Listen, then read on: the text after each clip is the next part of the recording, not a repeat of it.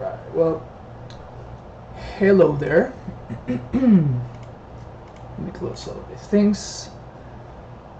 Alright, so today, there we go. Today we're going to be running this right here. I randomly found these lists in the 5.0 lists that got published today, and I thought it was super interesting.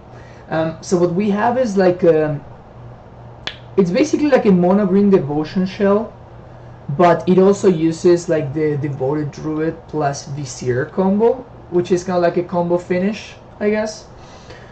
And it's very cool because you know you're running the full 4 primal commands, so you can go find whichever part of the combo or your win con, whatever it is that you're missing. Also, once you have infinite mana, you can just kill your opponent with an infinitely large Kesip Wolf Run, which you of course can find with our boy right here, of course, always present. So I thought it was really cool, and you know I might as well give it a shot. I will probably not be running this in a complete. I am not experienced enough with the deck. I'm pretty sure that I'm gonna make a ton of mistakes. So I think I'm just gonna go into friendly. Still, so the sideboard was also very interesting. We have Wormcoil and Embercoil. These I assume are gonna be against your like big trump decks, I guess. Then we have Crumble, like mid-range control stuff like that. Also Nissa Vital Force, which is a pretty sweet planeswalker that we can use in the control matchup to a fairly good success. I play this in Legacy a little bit.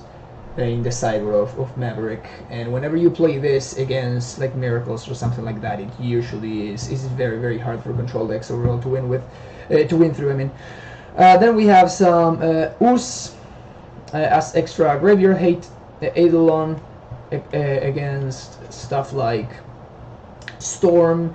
It's pretty good against Subnauseum, Living End as well. Basically, those decks just cannot really win through an Eidolon, so they need to figure out a way to beat it first. Good roll response against control decks, I guess. It can also notably counter Gifts and Given, so that's also something to keep into account. That's weird. I never noticed. Is that like a fish that is getting like blown up? That's weird. In any case, Choke, of course, against blue decks. I'm honestly not a big fan of Choke in Modern. I don't think this card is good in Modern. But like the guy that put the 5.0 result, it's actually a really good player. So I'm going to just be following his list, card for card. I don't think that Choke is a great card in Modern. Even the blue control decks, they play like a ton of basics. They play 4 colonnades, 4 of the other thing. What's it's not Radiant Fountain, it's the Glacial Fortress, thank you. Sometimes they even pay... The mic sounds a bit weird. Okay, cool, thank you. Let's see if I can change that. Is it... Ooh, maybe it's a little bit too loud? Maybe that's why... Hello? Hello? I didn't even notice that. This is a very new setup for me. So I'm trying to figure out the levels and things like that. Scurtus, please let me know if you think that this is better now. It's quiet but also clipping. Well, that's very weird. So this is maxed out.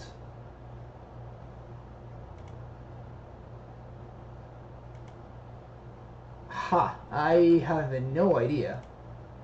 Maybe it's something to do with the settings.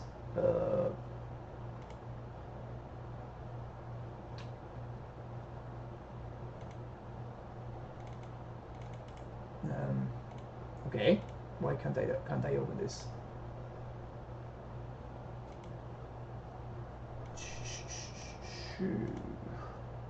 Microphone. Okay, there we go.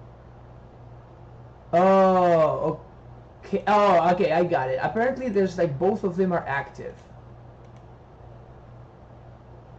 So I guess that my webcam also has a microphone.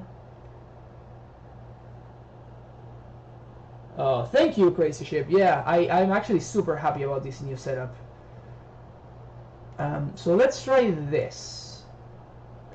If I disable this, is that better? That's the question.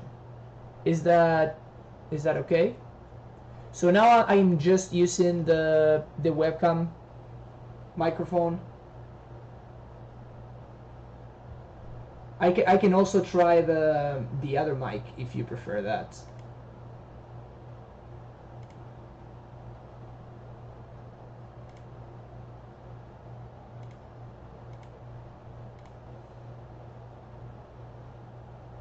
It still sounds weird. Let's see if we can do the other one maybe. So I can enable this one and disable the other. Check, check, check.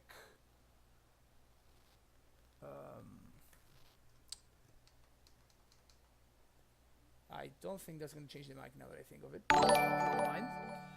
Oh, sweet. We have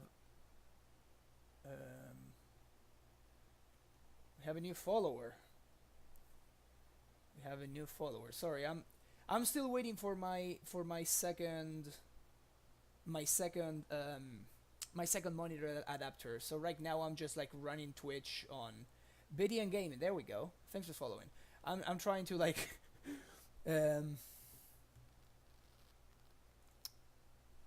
hello. Listen, levels. Hello? Is it good there? Is this better?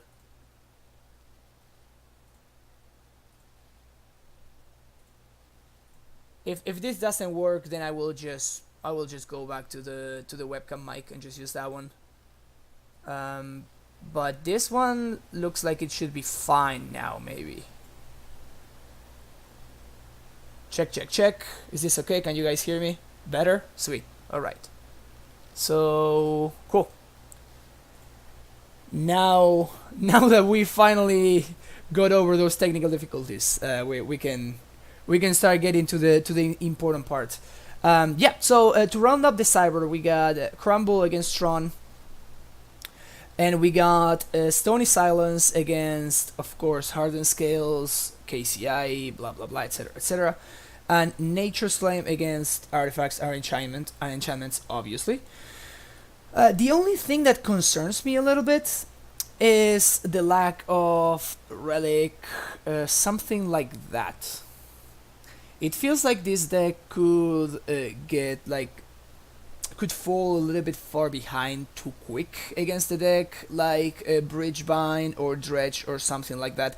We'll see how things play out. Again, I'm going to like play the list card for card for the first league, and then we'll see how things evolve, and we'll see how we feel about the list overall.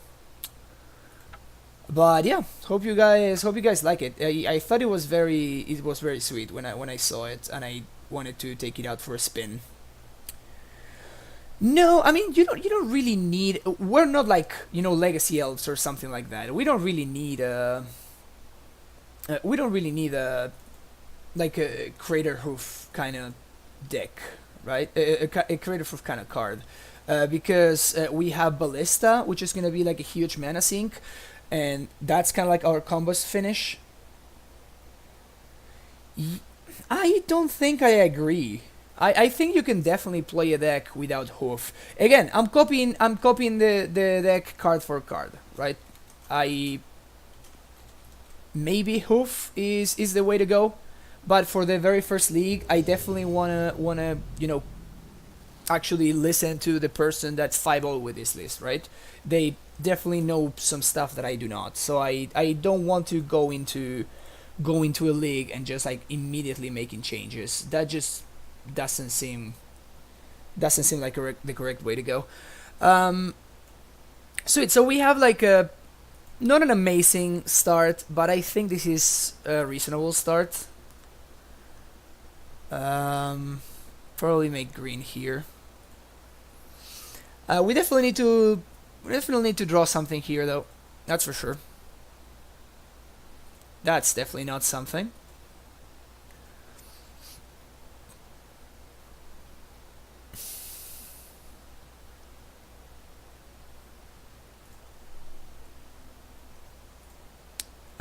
Oh, isn't it there? I thought I set it up already.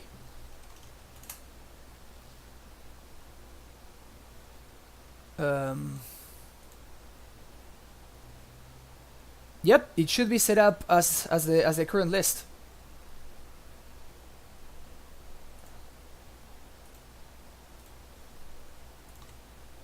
Wow.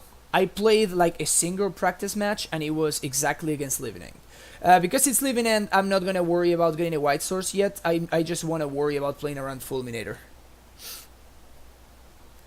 I literally just played a practice match against Living End and I beat them because Primal Command has a mode that says shuffle.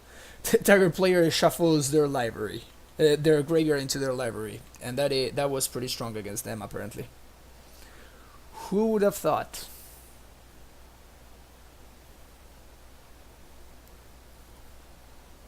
But yeah, I definitely wanna fetch basics here so I can play around Fulminator, because Fulminator might be a little bit annoying.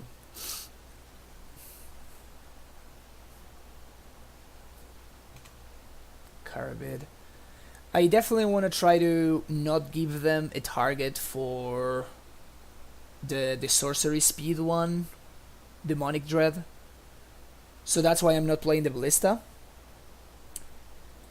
Yeah, I have been using Stream Decker for a while now, like for at least 2 weeks. Is it not? I even have. I'm seeing the extension in the Twitch Twitch thing right now. That's weird that you guys are not seeing it. Opponent just doesn't care. This here I'm not gonna fetch because I'm actually playing coursers and trackers in my decks. Wow, we drew a land every single turn. That's pretty absurd. Every single draw step was a land. It's pretty ridiculous. Okay, so shuffle their library and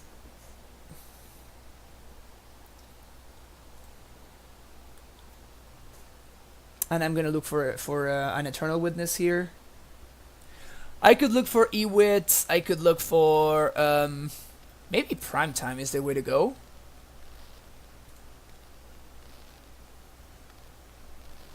I mean, my opponent's back to the Stone Age, so I think I might probably get just Witness. I think I have some time here. I think I do have some time. That card is scary, though. I don't think I can beat that card if that ever hits play. So here, Nykthos, even after I play the Witness, Nykthos is going to be mana neutral, so we're still a little bit behind in that sense, which is a little bit unfortunate. That's annoying. And you guys see why I've been fetching for basics like all this time. This is pretty good though. That is pretty good. Okay, so let's think here. We can add 4 mana, play Garruk, untap our lands, and play Ewit. Feels like the play. It kind of sucks that this gives my opponent a target for Demonic Dread, but they already have a target for Dread anyway. So this doesn't really change anything for me.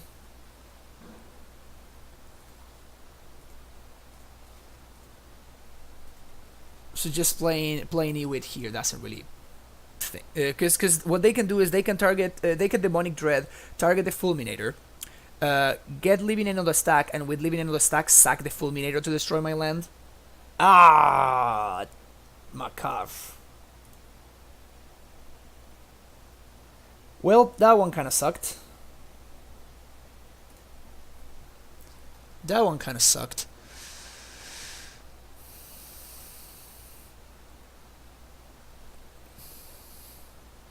If my opponent attacks, I'm trading. I don't think my opponent will be attacking though. I think they'll just blow it up. Archfiend Hardcast. Okay.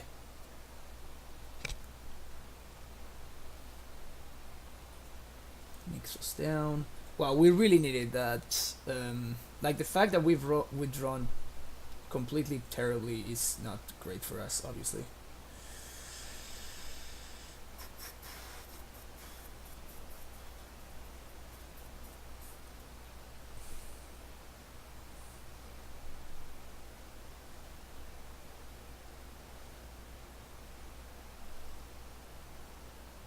Okay, I'm gonna play a Temple Garden to get a clue. And I'm actually gonna serve with the Eternal Witness. This is basically a free attack. If my opponent blocks, then I get to Ballista their Archfiend away, which is of course pretty good for me. Crack this, make the tracker grow a little bit. Bird.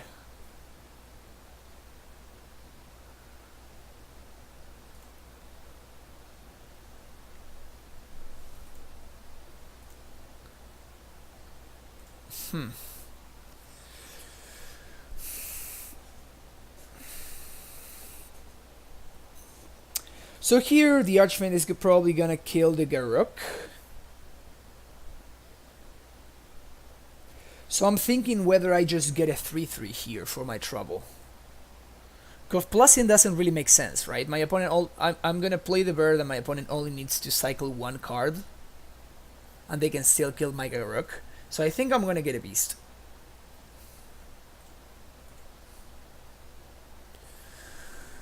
And if the Garruk doesn't die, we can do 1, 2, 3, 4, 5, 6, 7, 8. So my opponent doesn't know it, but they are actually pretty close to dead here.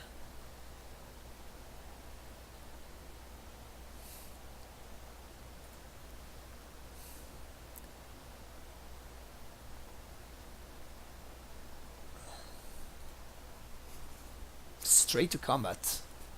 That's weird.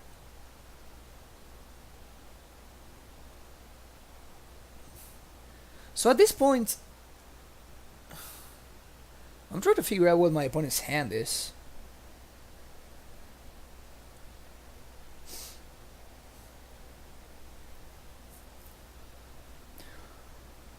That's what I assumed they were gonna be doing, but no attacks, and Garruk survives.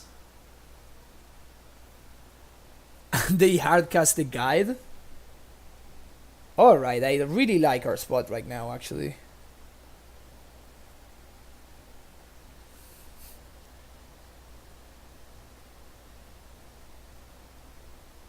I really like our spot. Okay, let's think here. I'm gonna leave on Stomping Ground. 1, 2, 3, 4, 5, so I can Ballista for 5.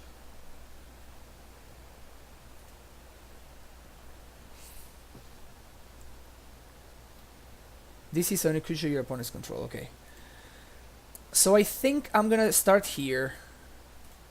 And I'm gonna path the Archfiend to see what my opponent does. No cycle. Okay, so they are dead. And note that I paid with the bird. So if my opponent actually was going to cycle something, then we just have the most options, right?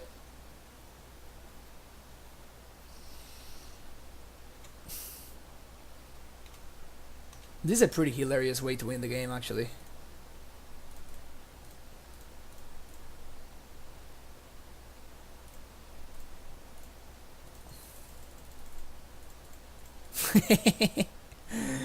Got him. This is pretty hilarious. All right. Next game. All right. So, Eidolon is excellent. Basically, my opponent cannot win through an Eidolon. Ooze is of course also excellent. Then what else do I want? I kind of feel like I want this.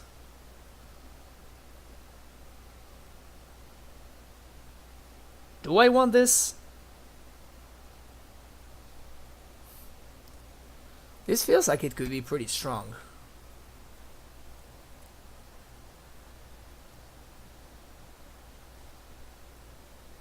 Huh. Interesting. I definitely want all my commands. I probably am not gonna be comboing my opponent out very often, so I can probably side a couple of those. I still want to leave a couple of devoted druids in, because I'm still a ramp deck, and I still need like a critical mass of like dorks. Otherwise, I just can never make it to my actual power plays. Acidic Slime seems really good, right? It comes in, it destroys a land, and then it just trades for one of their dudes, and then it makes their living ends worse. So this is pretty good. Same thing with Hornet Queen. Ballista seems not great.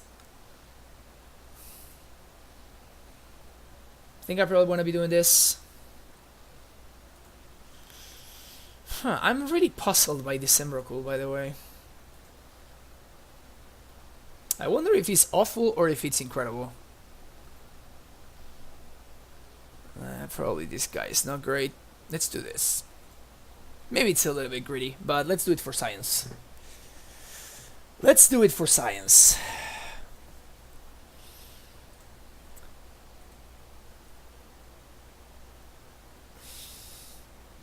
Well, when my opponent figures this out, I'm gonna see if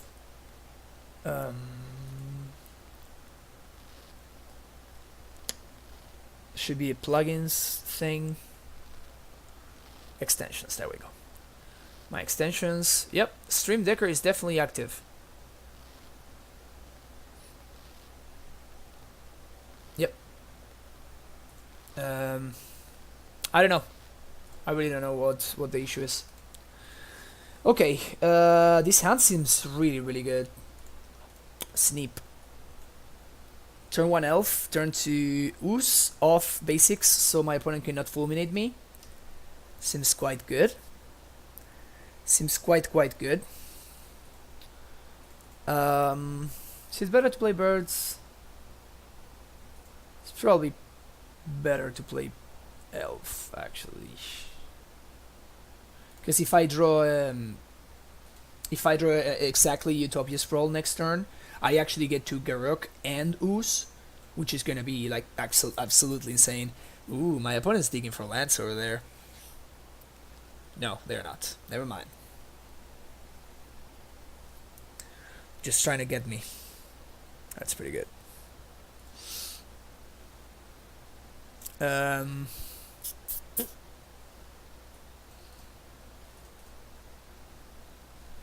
Just slamming the ooze.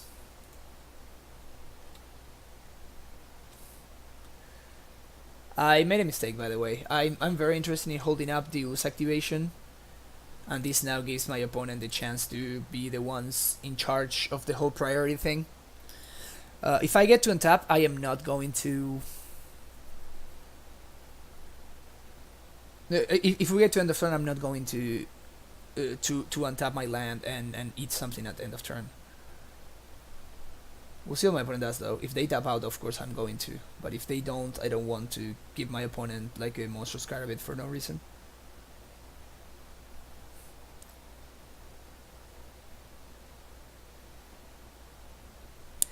Beast Within. Okay. So it was just their Carabith, and that's all it. That's all it is.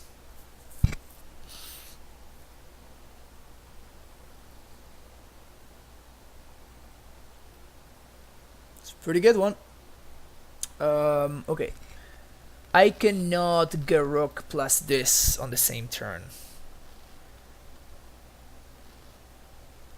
So the question is, do I play birds or not? I think the answer is yes, because we have just established that my opponent cannot do multiple things in the turn.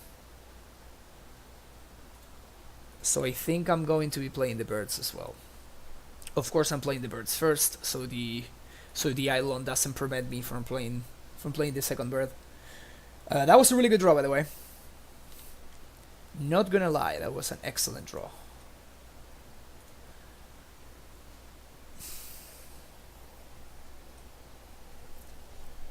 So my point is to find a way to deal with the Eidolon before they can even get to doing anything at all. Yeah, Fulminator is just blah. Actually, my opponent missed the land drop. I think instead of playing Garruk, I'm just going to Fulminate my opponent.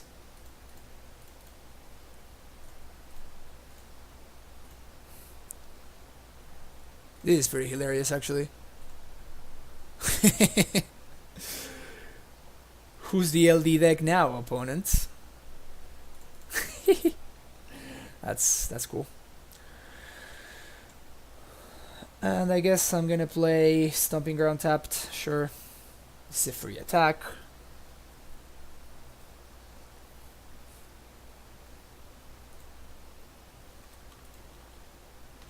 I almost F6 for my turn. You got it.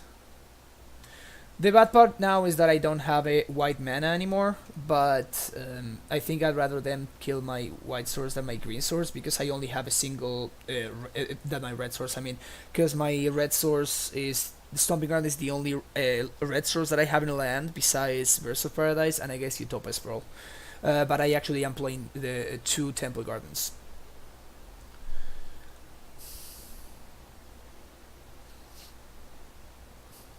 One, two, three, four, five, six, seven.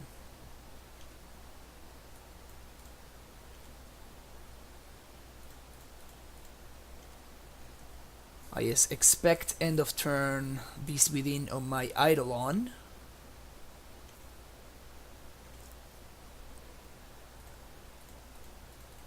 But what that means is that then the Deus will come back and I actually will have Garruk ultimate. Sure, untap all 2 lands. And I am tapping in both lands, so if my opponent actually leaving ends, my Ooze comes back and it gets to eat like some of my stuff, so my Ooze becomes big, and then this gives my Ooze trample. Yep. Got him. Got Sweet. 1-0. 1-0 against Leaving End. This deck seems super sweet, actually.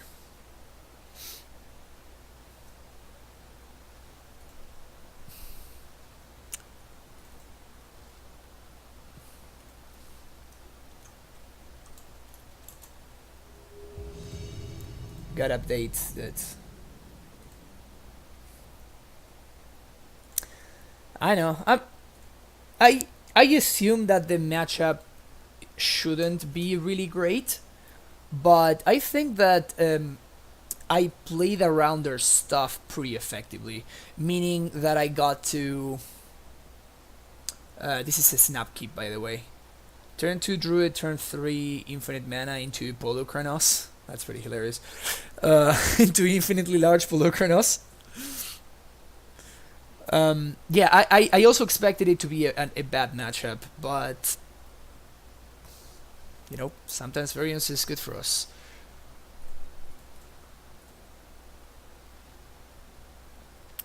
I'm gonna get. I guess I can get red mana here, right, to make Kessig lethal.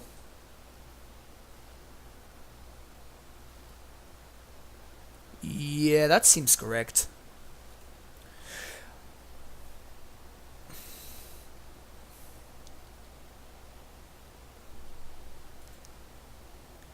Yep, GD Culture, yeah, that makes a lot of sense. But I mean, Ooze is very strong.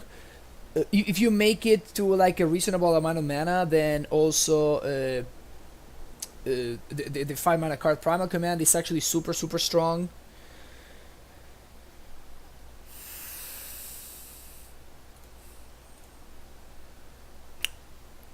Okay, so what do we do here? Do we play Druid and Pray? Is that the play?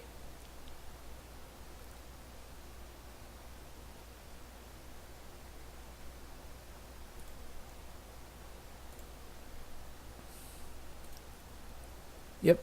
I mean, I think this is... Alternatively, I can just play Tracker and just say go.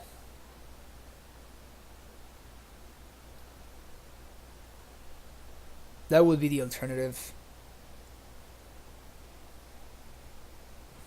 Man, this Eidolon is a beating right here. Turn 2 Eidolon on the play. Jeesh. I think I'm extremely far behind. I just need to do this and pray. I don't think Trucker does enough. And I'm actually super sad that I named red with this instead of green, because I can't even play a Polukranos here. Unless I draw a green source. Oh, whoa, whoa, whoa, whoa, whoa.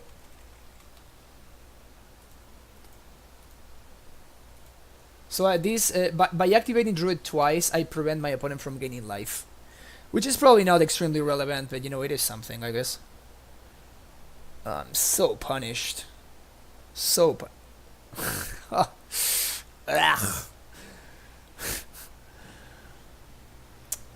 yeah, so I mean, it's basically the same thing, right? I either play a 3-2 and I take 2 from this Eidolon, or I take 2 from my lands, but I play a 5-5 and not take damage from Eidolon. So it's basically the same, but I'd rather have a 5-5 than a 3-2. Still, this was rough. This was probably a bad mistake. I was trying to think of, yeah, I just want to make my Kessig, you know, I just want to make my Kessig better. And I didn't really think about the fact that, okay, if they actually kill my Druid, I'm actually gonna struggle to cast this dude right here.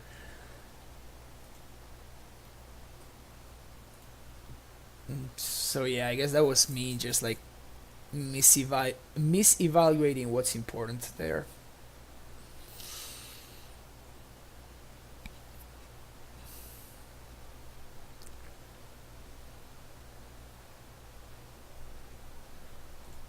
Alright, at least they cannot attack. Never mind, I guess they attack anyway. I drew a Misty. Okay.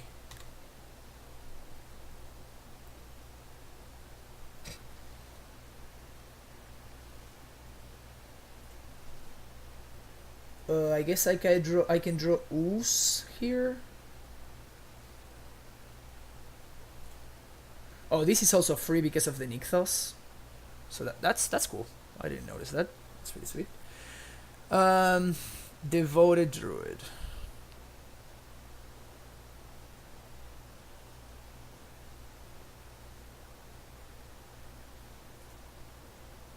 Okay, I think I'm dead though, right? I mean, I can block one of this. Going to 3 and 4 is the same when my opponent has a Rift Ball suspended. I don't think we can combo because we're gonna be summoning sick, right? That's the problem.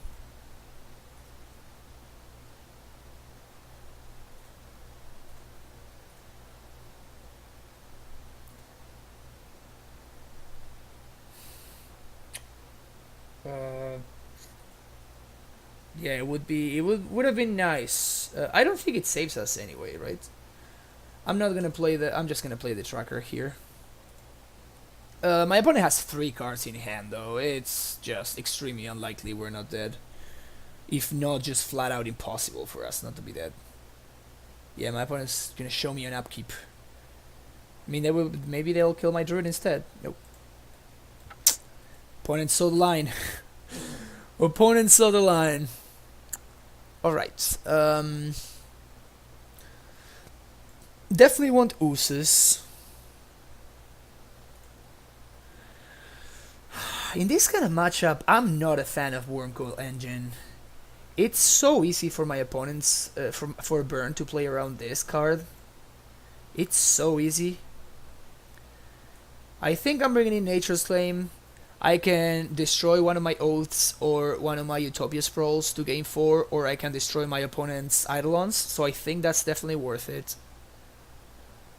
Don't think I like Hornet Queen. Acidic Slime. It doesn't say non-creature artifact, enchantment, or land.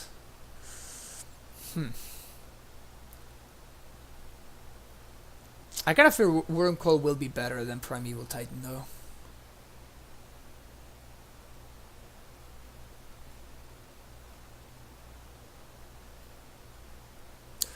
Ballista seems like a necessary evil. Guess I'll take out Acidic Slime. I'm actually mildly interested in these Eidolons too. I'm mildly interested in these two guys.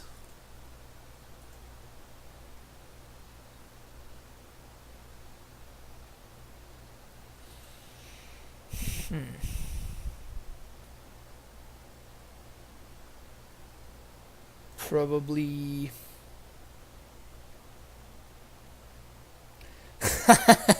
Andre Cooper, yeah.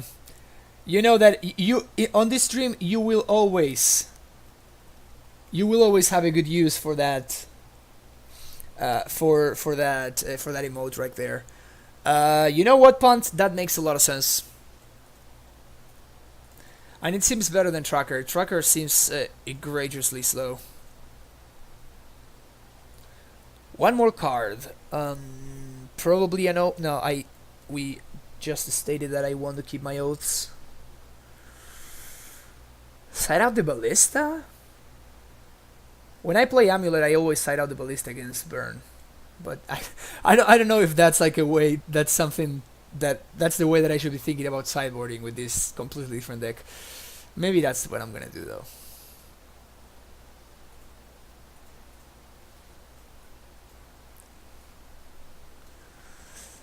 Alright, so if I make it to 5 mana, I win, but I need to make it to 5 mana. Ooze is not bad either, I guess. I guess I keep this. Turn 2 Druid, hopefully my opponent has a Goblin Guide and they draw me some lands. Yep, this is definitely our game plan. No questions there. No questions there. In fact, I need mana so much that I might need to just draw this Ooze into, like, under the bus instead of this Devoted Druid.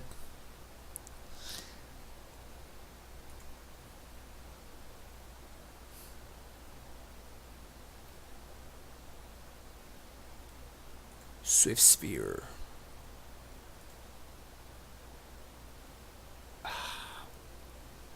I really don't want to path my opponent on turn 1. Also taking 2 damage to path my opponent on turn 1 seems even worse. I guess I'll let it go. I'll take 1. Sweet.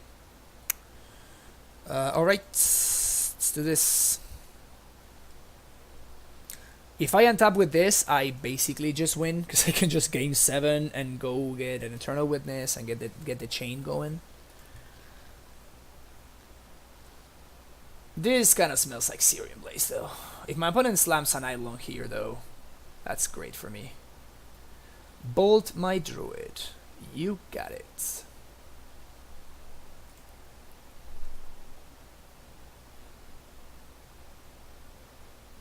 Green Pyromancer. This one is not that bad, I guess.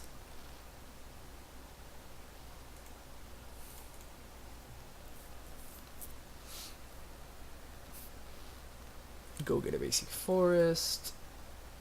Play use. I am actually very seriously considering just like holding up like path for my Onus.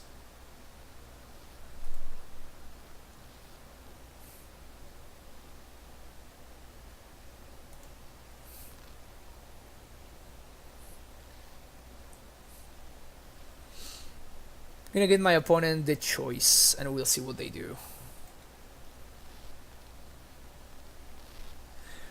So here I can block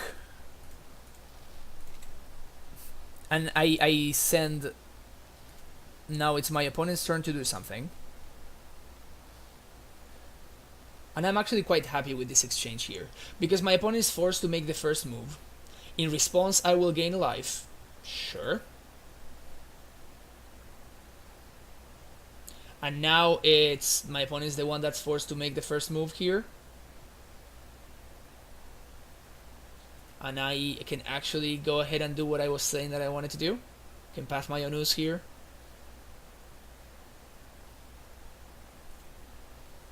Sweet, so that worked out. This ooze ate 3 damage and it gave me a rampant growth.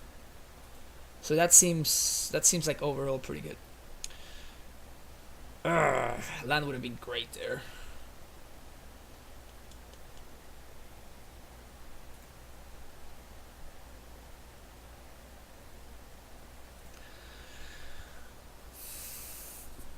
So if I play Garruk, my opponent can point 2 burn spells at it and kill it, but that means that I gain a lot of life. So I'm doing this. And I'm definitely plussing here. I don't want my Garruk to trade 1 for 1. This way it trades for like a bolt and one of my opponent's attacks.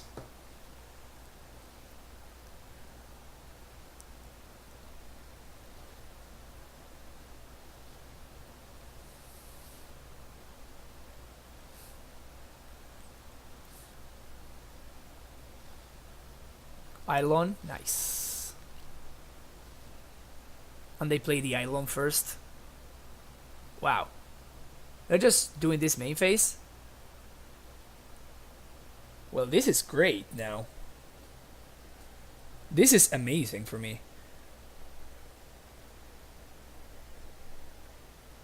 So I just plus, put a land on top of my opponent's deck and gain 7?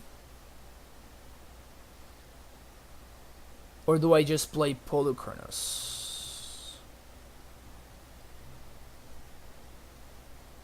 I think I just play Polukranos. I'm going to plus again though. Again, this is giving me the mana that I need. I don't have enough mana to do all the stuff that I want to do. But with 3 cards, my opponent cannot kill me. So this is good for me. Skullcrack on their main phase for whatever reason, sure. Wow, my opponent's about to be very, very sorry. My opponent's about to be very, very sorry. As in, lose the game, sorry. Yep, definitely. Gain 7, put target non-creature permanent on top of its owner's library. Gain 7, return this to the top. Oh, my bad, I need to do this first. Boom, boom.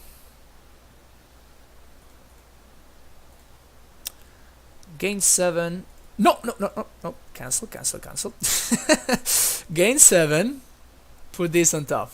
We got there. We got there. So what is it? Like a 7 for 1 at this point? I don't even know how. I don't even know how much that is. It's basically a very much for 1. A very much for 1. That's what that is. Goblin Guide. That's cute. Also, my opponent is almost dead. Sure. Just lock yourself out, opponent. I'm okay with everything that's going on here. Very much okay. Oof. This one looks pretty good. Alright, so what are we doing? Nykthos nets me 1 mana, so that's cool. This is for 1, 2, 3, 4, 5, 6. I can command for Ewit. At this point, I am bouncing my opponent's Sacred Foundry and getting Ewit. So, let's do this. 5. Mismatch in primal commands, by the way, is egregious. I'm so sorry you guys have to see this. Yeah. So put this on top. Say goodbye to your draw steps, opponent. Say goodbye to those draw steps.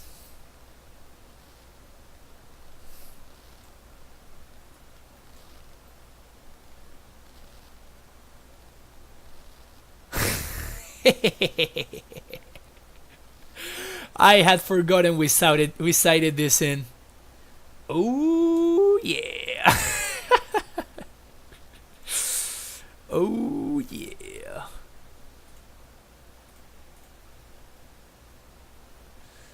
So I guess I can Polychronos for 1.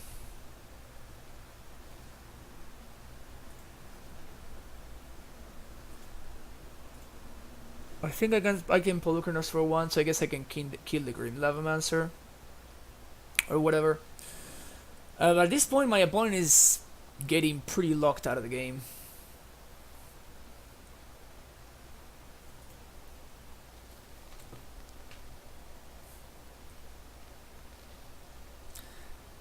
I think we're doing pretty good here.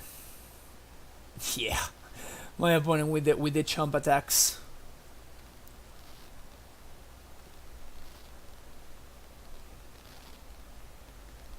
Yep. You cannot attack. In fact, I have lethal, right? I actually have lethal here. Reveal Arbor Elf, that doesn't matter. So I just block the guide. I kill the Lavamancer with Polychronos and I ult Garruk. If I ult Garruk, that gives me +3/+6, so that would be 9. My opponent can only chump with a single dude. Yeah, my opponent's dead.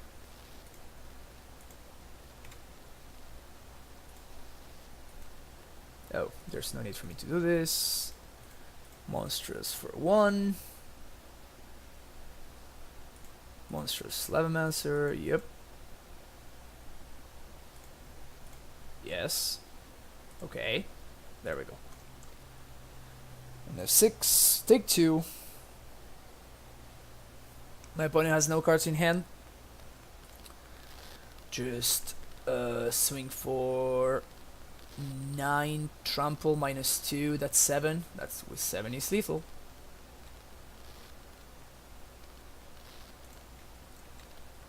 Seven is lethal.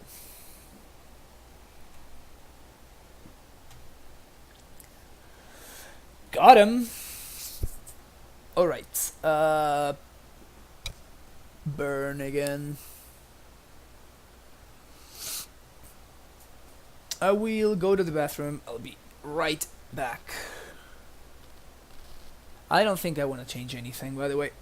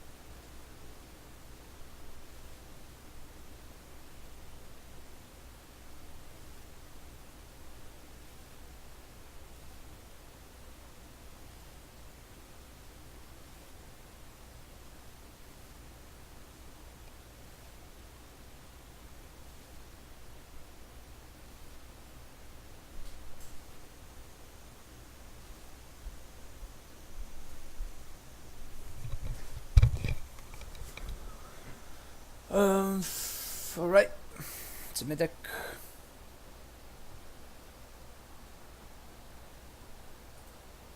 Okay, what do we got here?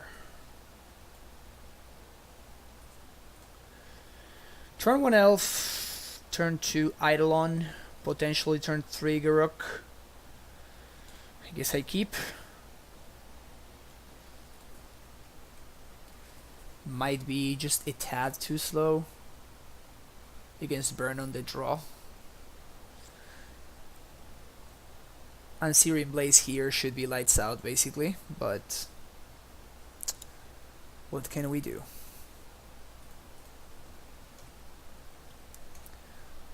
Gotta play like they don't have it, because we can't really beat it.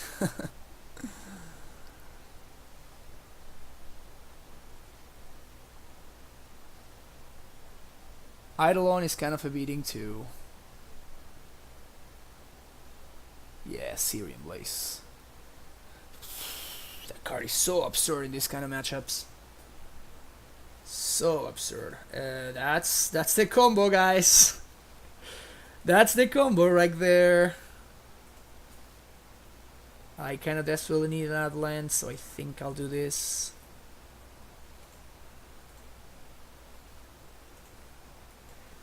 That is our combo right there.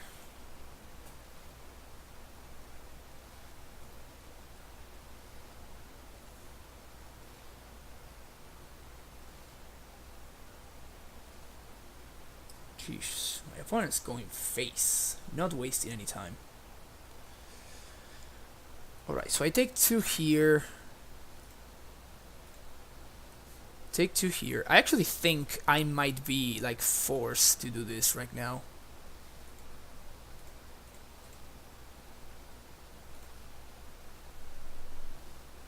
That's a great draw, I think, because it enables me to get white mana without even needing to shock myself.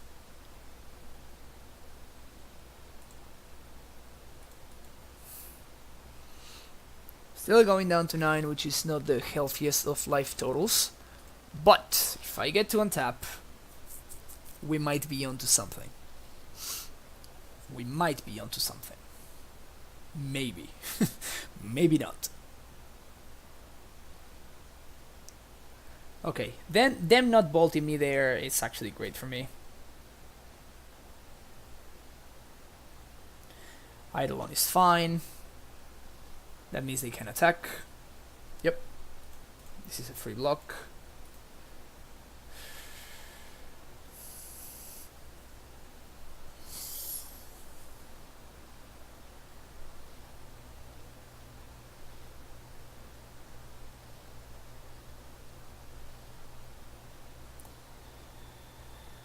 Okay, this is very tricky. Okay, so I can play Garruk here.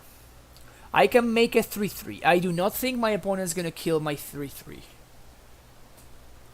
But they seem to be holding Skullcrack over there, so I think I am actually going to play the Garruk here instead of playing the Primal Command. I don't take any damage from Eidolon, and I'm gonna get a 3/3.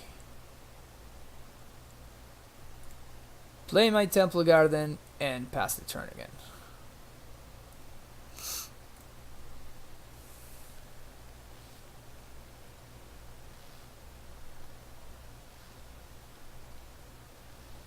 Don't shock? Cool. Wow. What's... If they are not shocking, why are they fetching? Is what I don't really understand there. No blocks is amazing for me. No blocks is absurdly amazing for me. What are my options? I cannot double spell, so I think I might want to make another beast here. And even this beast can serve too. So we get in there. Oh, my opponent is kind enough to let me know that they are land flooded.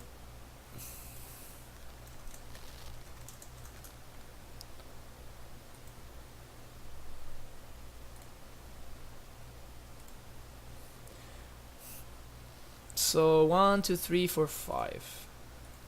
Create another beast. Play a land.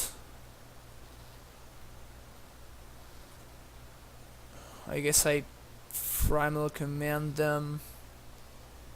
They can't. So I can just gain 7 and get a creature, I think. Gain 7, search for a creature. This seems to be the best mode here. If they have Skullcrack, this is less good, but they don't. So this game is over. Yep, my opponent just concedes. Honestly, if my opponent had not told me in chat that they were land screwed, I would have probably just not gone for it and try to do a more conservative play. But my opponent was kind enough to guide me towards the the best possible play for me.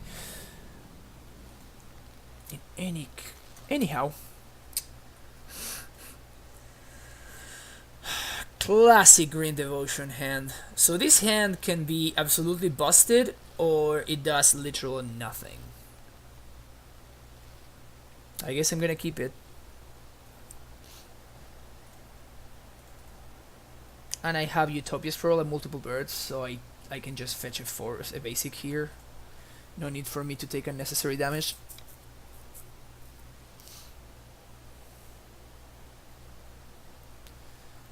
My opponent's 3-0 though. What? Oh, they're playing the whatever. What's his name?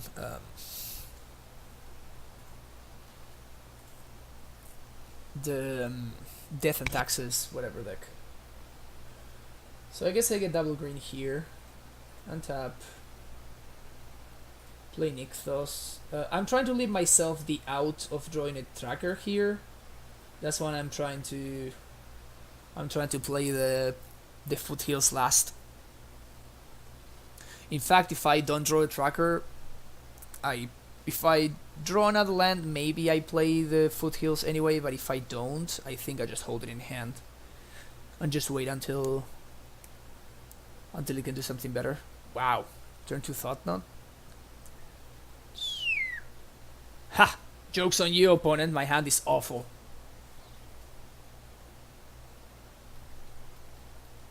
We got him. We got him. How's it going, Tom D?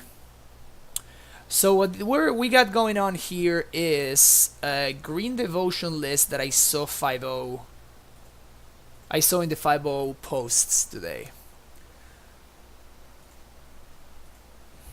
So I'm just slamming this ballista, right?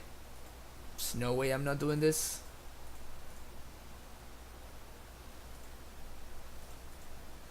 And I can, that's 7, 8, 9, 10. So ballista for 5. Seems pretty good.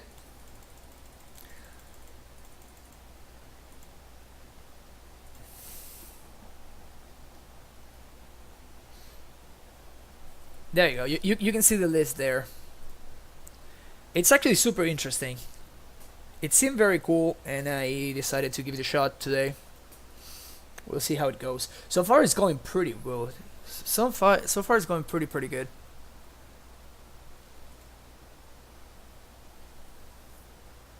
So they need to find an answer to this ballista, otherwise it's gonna get out of hand really quick.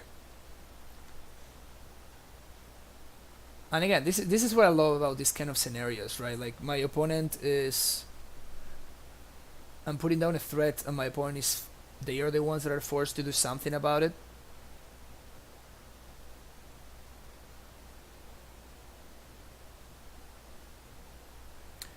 They cannot wisp me this turn, at least. They can probably wisp me next turn.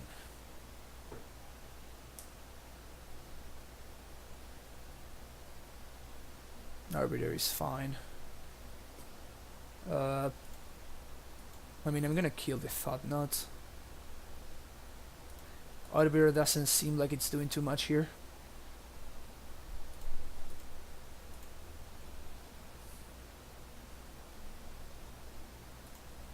If they have a second Thought Knot, then that's just ridiculous. Yeah, it doesn't matter anyway.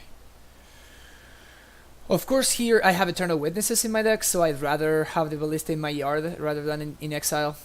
So that's why I'd rather take the last counter instead of... I mean, I still cannot search anyway, right? But still. Now this one's pretty good. This one's pretty good. Okay, what are we getting? First of all, Arbor Elf is free, so we'll start there. And now...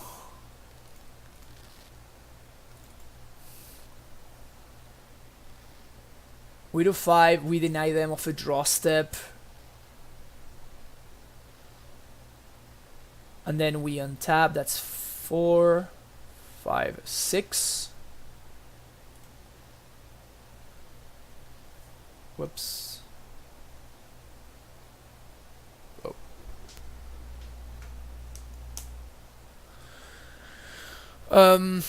So put target creature, non-creature on top of its owner's library, search your library for a creature card. Okay. Ooh, we can actually put the vial on top. This is so much better. This is so much better. Wow. So they clearly did not have a Thought Not Seer last turn. So I'm not gonna play around another...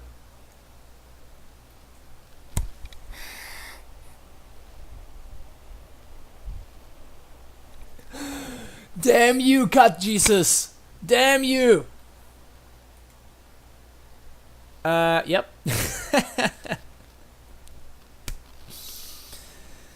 I hate Cat Jesus so much. I despise this card so strongly.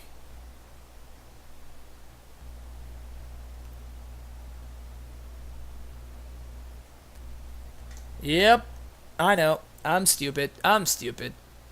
Damn, I fucking hate this card.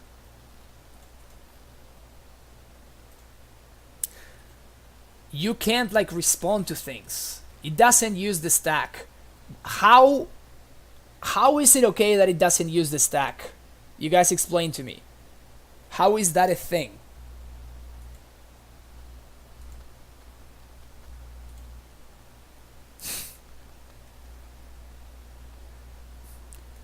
I'm willing to take 2 here. I think taking 2 is fine.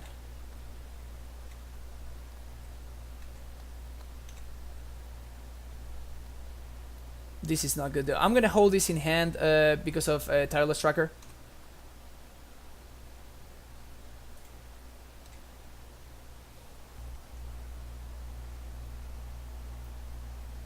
What's going on here? The computer just decided to die.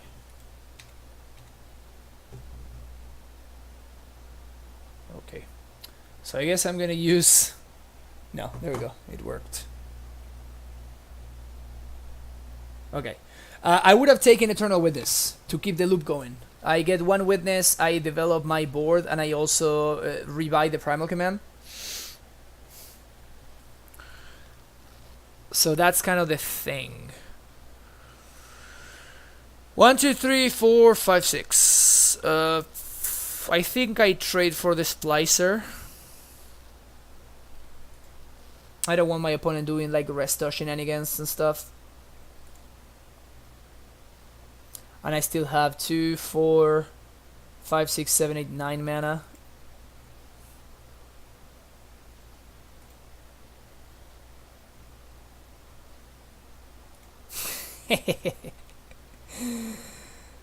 Anything. That doesn't qualify as anything.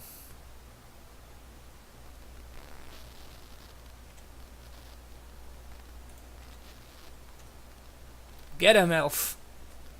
Get him.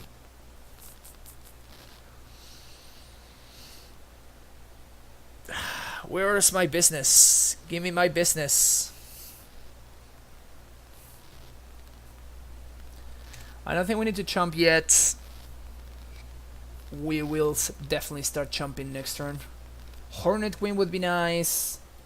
Basic Forest is... ugh.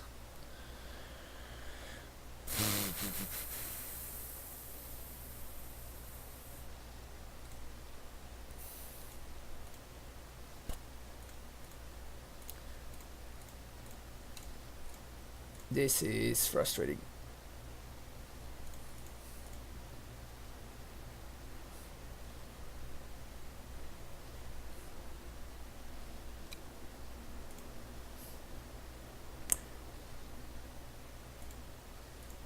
Jump the 3/3.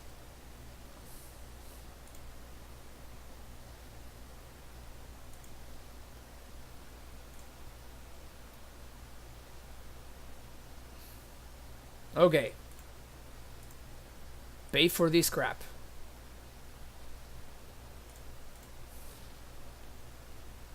Let's start there. Primal command. We're going to, at this point, taking them off the draw steps is probably worse than just gaining 7. So I'm just gonna gain 7, search my lever for a creature card.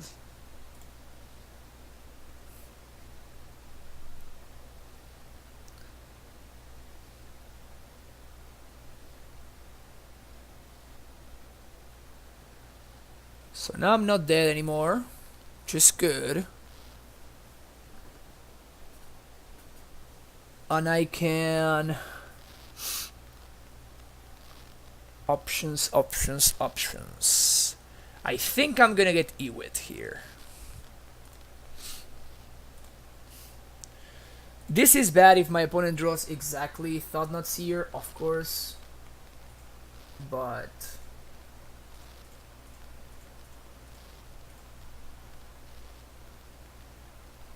in any case, anything is bad if my opponent draws exactly Thought-Knot Seer, right? So there's that too. Okay. So now we have a 2-1 in play. My opponent does not have lethal anymore, which is of course pretty good for me. Wait, do they have lethal now? Are they playing black or not? They're not playing black. Good to know. Still no lethal. Still no lethal. And we can still like repeat this whole thing over again next turn, which is pretty sweet. Thraben Inspector. Now that's a card that is not good in Modern. But sure.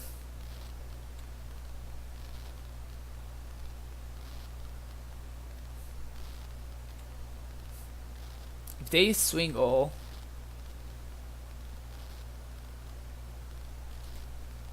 they do not swing all. If they don't attack with everything, if they attack with the Arbiter, I trade with this. But if they don't attack with everything, I just take it. Yep, I'll just take it. Down to 3.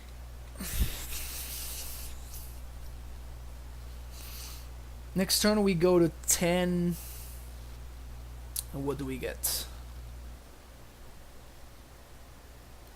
This is not bad. We're mounting the comeback. 1, 2, 3, 4, 5. I untap 2. That's 1, 2, 3, 4, 5, 6.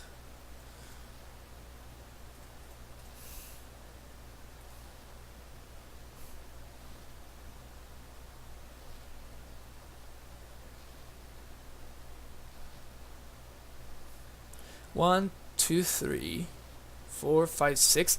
Alternatively, I can make a 3/3 and gain 10 and go search for another Ewit.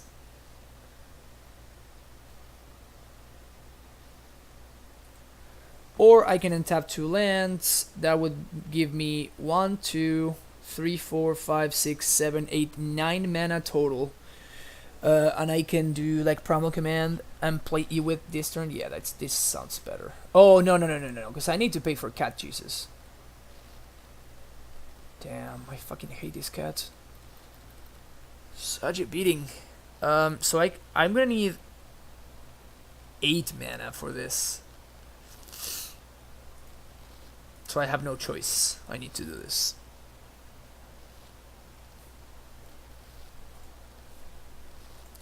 Pay for the cat. Gain 7. Search for... Actually, I need to do this first. Gain 7, search for a creature.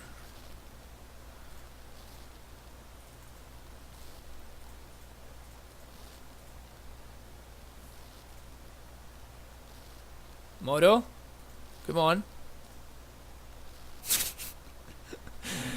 Good old Moto making me tap for already tap. Making me tap already tapped lands for mana. You gotta be kidding me. They have another cat? Wow. This is ridiculous. This is absurd.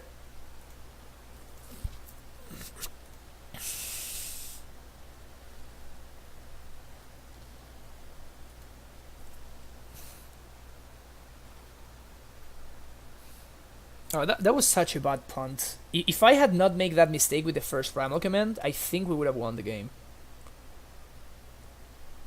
But that's kind of like the thing about that deck, right? Like, it's just a bad deck, but it's just tricky. And they sometimes get you. That's like how they win. As dumb as that sounds. That's 1, 2, 3, 4, 5, 6, 7, 8, 9, 10. So they have exactly lethal. I have a force chump / trade. Wow, they're going after Garruk. Okay. Garruk, me, Garruk, and me.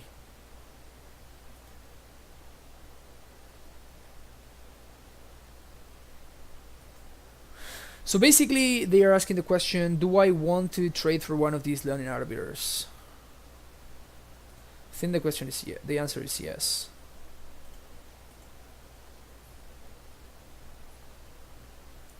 I want to make their board worse.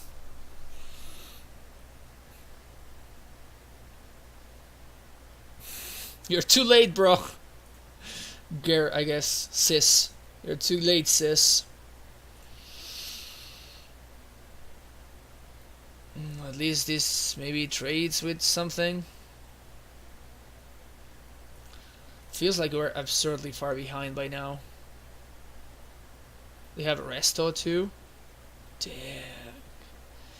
Look at that value. Holy crap. Is this lethal? This trades here. Take 3 down to 3. This chumps, I guess. So I can go to 2. Oh, this is a free block, so I can go to 1. I don't think I don't know how I'm winning though.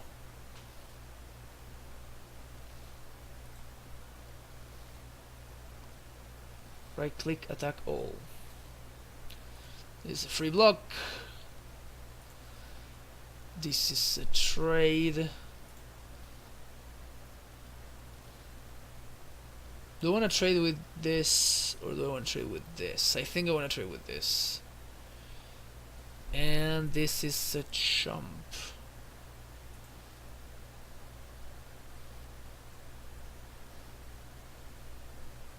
I guess I go down to 1.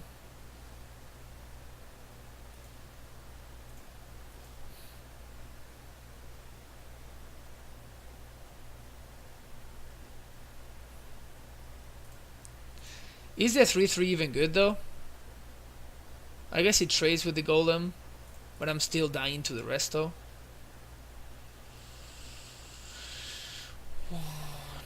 Yeah, unfortunately primetime does not save us here.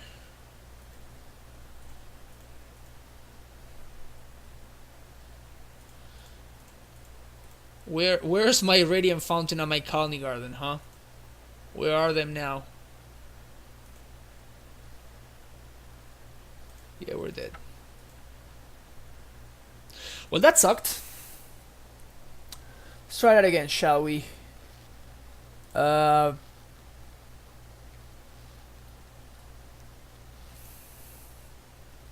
do I even want in this matchup? I just feel like I should be so favored in this matchup.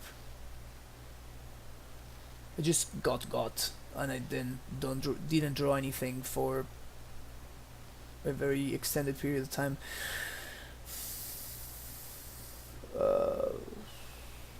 Nature's Claim, maybe?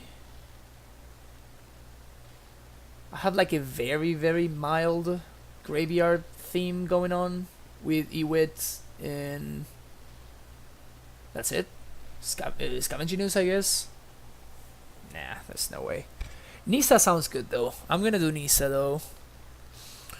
Hornet Queen would have been nice at any point during that game.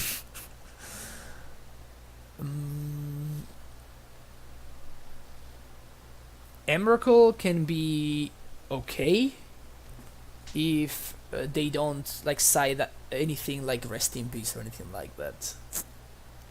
And Wormcoil seems like it will just eat a path, so that doesn't seem too great.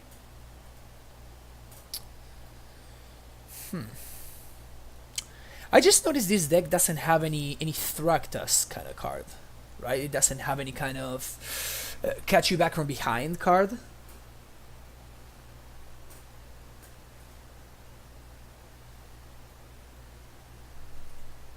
I guess Primal Command does that job a little bit. Probably do that.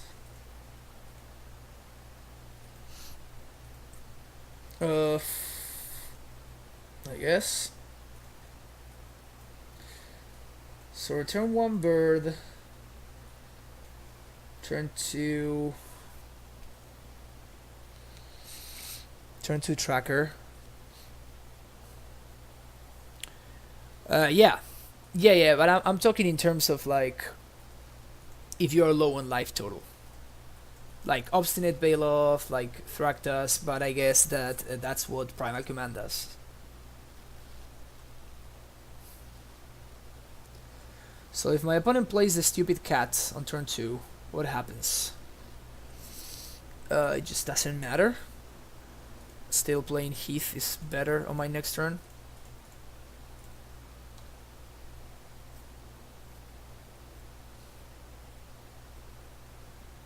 Pass this. Yep.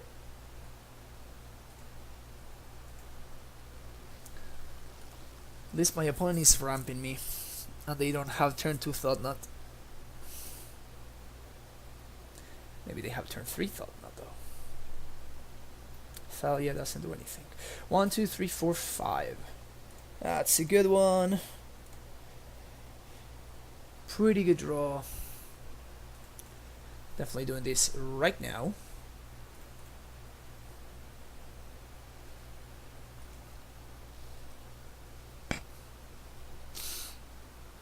Now we pass.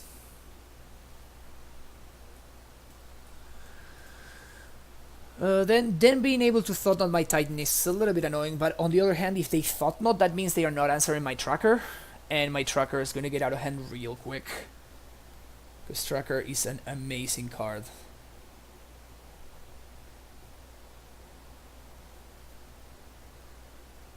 Flicker Wisp, sure.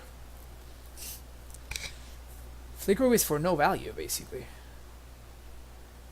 Sure. But I can just crack the clue after the Flicker Wisp trigger resolves, so it doesn't even like make the tracker smaller. It's just a no value wisp. Crack clue.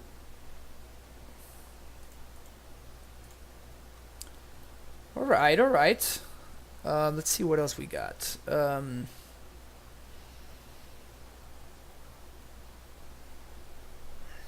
I mean, we just slammed the Titan, right? 1, 2, 3, 4, 5, 6. I cannot play Druid this turn. And just Titan seems insane in this board. 3, 4, 5, 6. So many clues.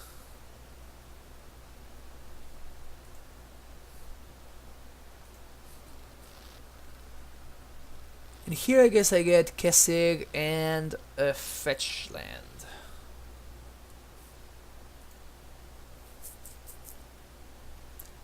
And I can, at this point I can just serve with tracker. If my opponent wants to trade with the Wisp, that means that they are not, they don't have any clock at all.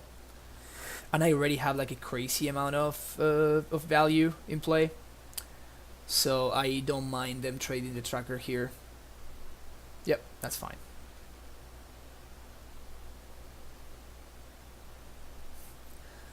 Tracker did more than enough already. I feel like the only way I lose now is if my opponent does like a couple of like value plays and whatnot, and they catch me a little bit off guard. That's the only way I lose. Deck in stone, sure.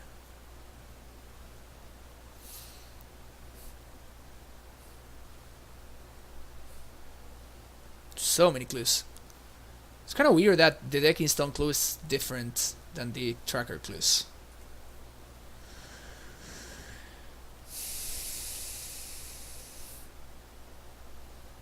So 1, 2, 3, 4, 5, 6, 7, 8.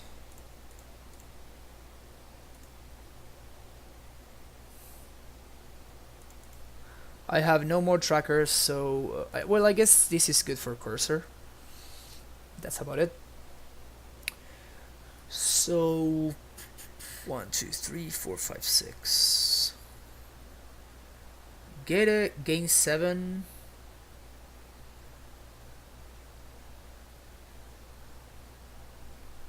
Get a creature. It's either gain 7, get a creature, or 2, 3, 4, 5, 6. It's either gain 7, get a creature, or put this on top, get a creature. I think put this on top, get a creature is gonna be better. To deny them a draw step. Creature put on top of Snow's library, targets search your library for a creature. Okay.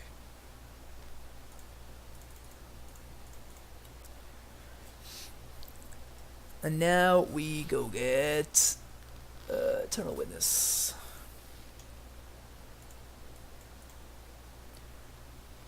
We make the same deal next turn, except now with more mana because of Nykthos.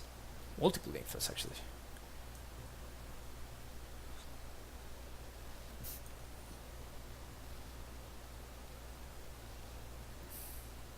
Wow.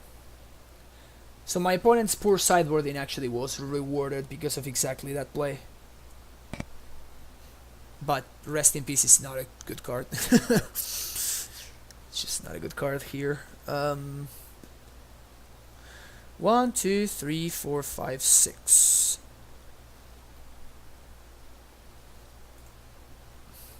Alright.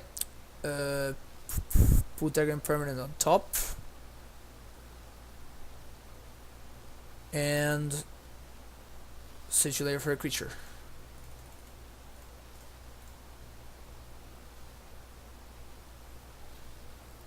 How does this work with Primal Command? Now I'm getting something different, of course, but I'm just intrigued. Because I can just win on the spot, right? I can just get Vizier, play Vizier, make infinite mana, and return this. But this doesn't work if this Primal Command is going to get exiled. So do you guys know what happens here? Because I don't, there's no Rest in Peace there anymore, right? So I would assume that this is going to the graveyard. But I have been wrong about interactions like this before in the past. So I am aware we can win on the spot here. Okay? I am aware that we can win on the spot.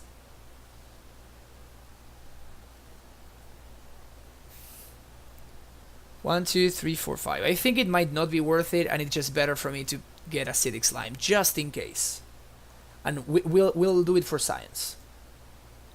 Nope, it went to the graveyard. Okay, good to know. So next turn we just win. But this, I guess, is the second safest play, right? Because now we destroy their land, they cannot cast the Rest in Peace again. They have clearly been missing the land drop so far. And now next turn we can win. Yeah. So Musta, I just explained, I had the line to just win the game on the spot there, but I don't know how Primal Command works with Rest in Peace, right? And I was just not sure, so I decided to take like the absurdly conservative play, I guess.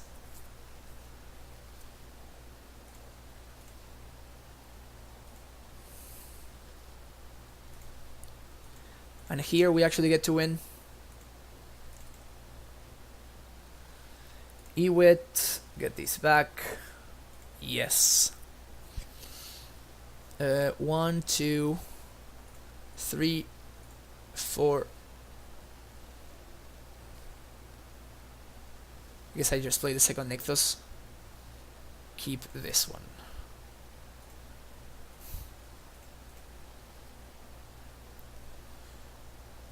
Put target permanent on top.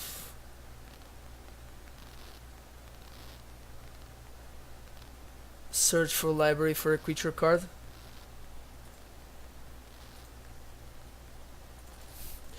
Now we cannot go infinite though, which is unfortunate. But we should still be in a very, very good spot.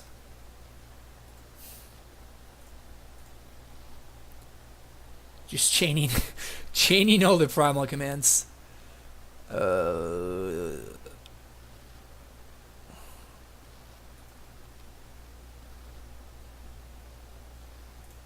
I guess I can draw a dork here.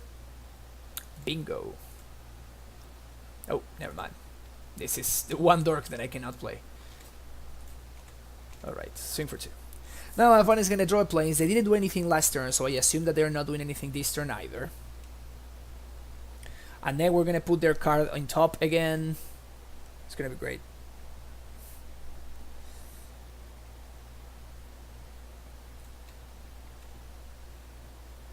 Sweet, Crazy Sheep, good to know. It's always an interaction that I'm just never sure about. This just wins. And I have double druid, so they can't even... So they cannot even stop me.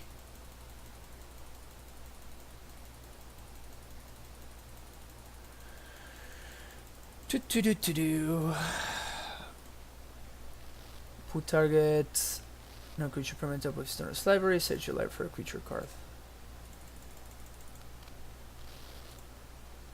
Ballista for a million. Is my opponent trying to time me out? That's pretty shitty.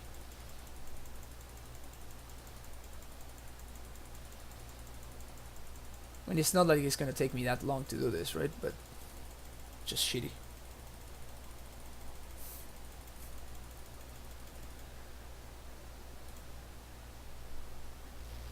I mean, I could have killed with Path. I could also kill with Ballista. It just doesn't really matter, right?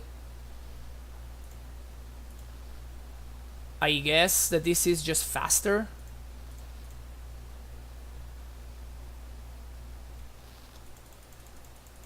Wow, I need to float all the mana beforehand. That sucks.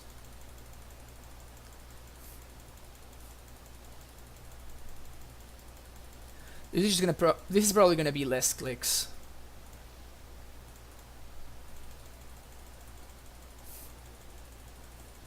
X equals 13.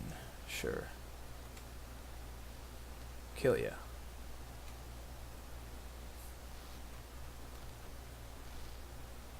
Yeah, for 1 mana they don't have any relevant interaction.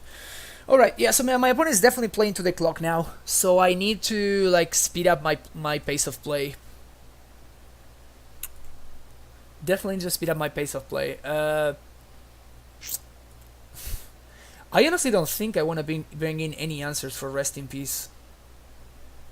Just sounds like not that great of a card against me. It definitely makes me... I mean, I'm not going to be playing Emrakul, right? Because that just doesn't make much sense. Because at the point where I have 13 mana, we'll probably be winning with other things anyway. But it's definitely good to know. I'm not bringing in claims for Rest in Peace though. I don't think it's relevant enough. I don't think it's relevant enough.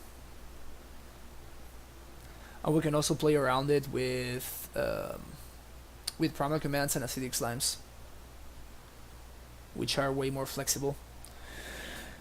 Nature's Claim does kill Vile though, which is kind of a pain. And it also kills like golem tokens. Maybe a 1 of Nature's Claim is okay. I'm not so sure.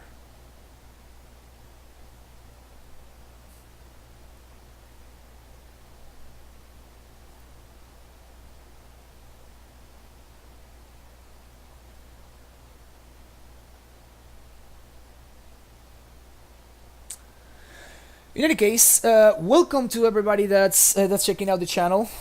My name is Francisco, and I stream mostly Modern and Legacy, mostly Primeval Titan decks in Modern, and Legacy I move around a little bit, but it's mostly Night of the Reliquary decks, because to me those are the two best cards ever printed. If you are enjoying the content, feel free, of course, to hit that follow button. It is free, and then after you hit it, you can get notifications every time I go live, so you can check some future streams as well, which should be sweet. But yeah, I kept like a greed monster kind of hand, right? I just noticed that I was I was talking and I didn't even notice that this hand is like it let's say that it can work out very, very bad for me. It can be great though, but it can also be very, very bad. How greedy am I? I think I need to hit my second land drop, so I'm gonna do this, even though I might whiff, and it's gonna be awful. Phew. Never didn't have it. Never didn't have it. Wow, Nisa can be cast with any lands. That's crazy. So good. Thought not seer.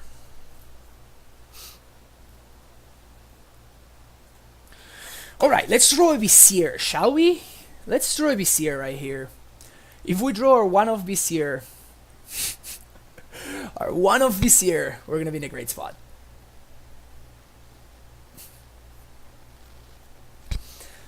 Poly K not great against Displacer, which I'm pretty sad about, because they can activate Displacer in response to the monstrosity trigger. So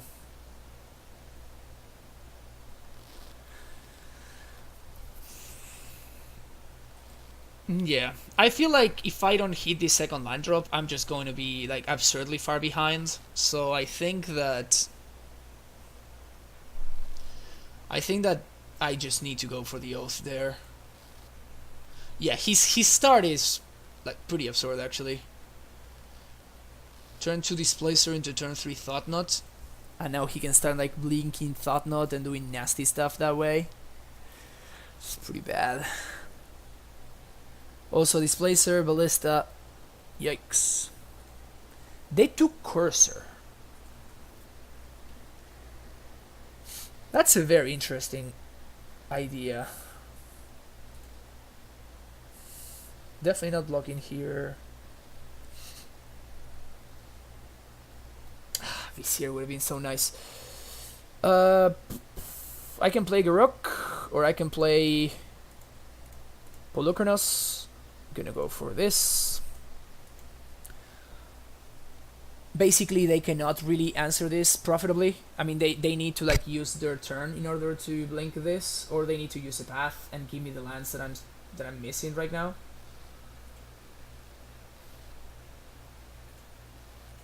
I guess they do have the path that I'm missing. So yeah,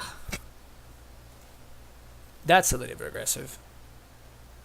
Next turn, if I draw a land, I can play Hornet Queen and then basically stabilize, because my opponent can activate Displacer only a single time per turn. I know they can kill my tokens, but 1, 2, 3, 4, 5. 1, 2, 3, 4, and tap 2. 1, 2, 3, 4. No, so I don't have enough. That's unfortunate. This is pretty good though. Acidic Slime, destroy this. So I have this as a possible chump blocker. If I don't want to go too low. If my opponent blinks this.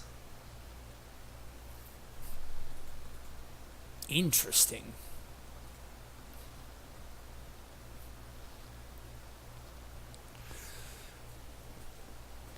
Okay, what do I trade with here?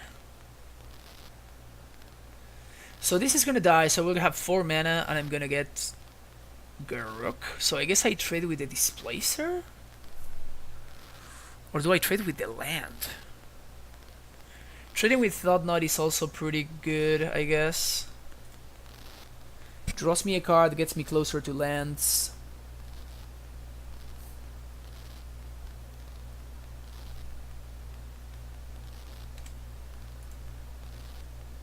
I think I'm gonna trade with Displacer. Nah, I think I'm gonna trade with the Thought Knot. Trade here. Block here. Go down to 3.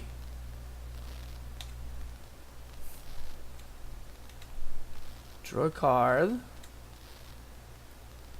It's gonna be too slow.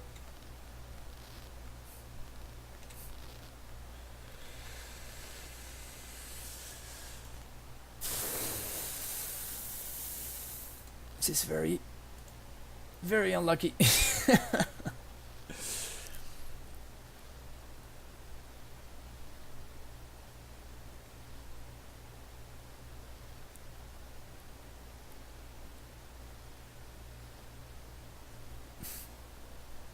Maybe that was a little bit too hasty. I should have played the Ballista for 2, which blocks the Mutable, and then the Path deals with their stuff. Now I'm actually dead to land off the top. That was pretty bad. Land or Path kills me right now. That was a bad mistake. That was a very, very bad mistake, actually. Yep. They drew the best possible land, too. Yeah, that was a bad mistake. If I had held a Path, I can Path their dude. And then I have Ballista to block. That means that Displacer is gonna be the only creature that can come through. Yeah, that was a bad punt.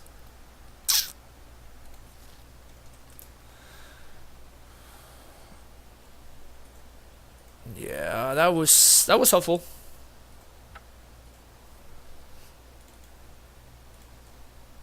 That was bad. I was kind of like rushing because I was like kind of like a bit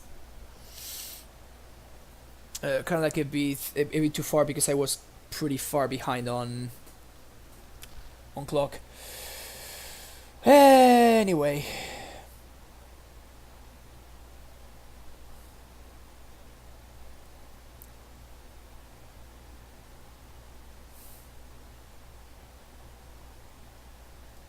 Interesting. I didn't know you, Lewis, that you were on Delver now. Why the change? And by the way, how's it going, Andrea? That's a pretty sweet record, man. I'll be right back.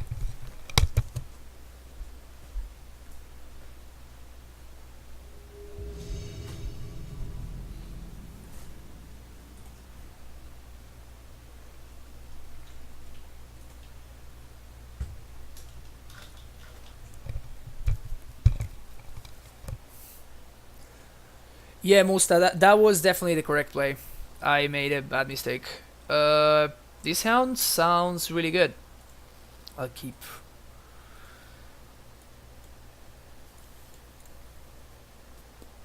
I can turn 1 basic forest or turn 1 temple garden. I think I'm gonna lead on basic forest.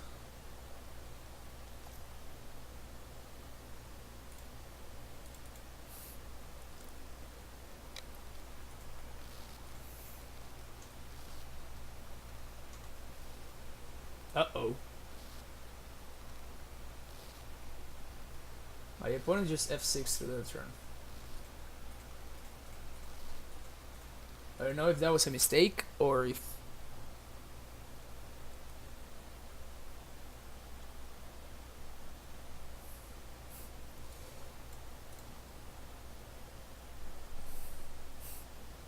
Yeah, I think Greasy Silver is pretty damn good.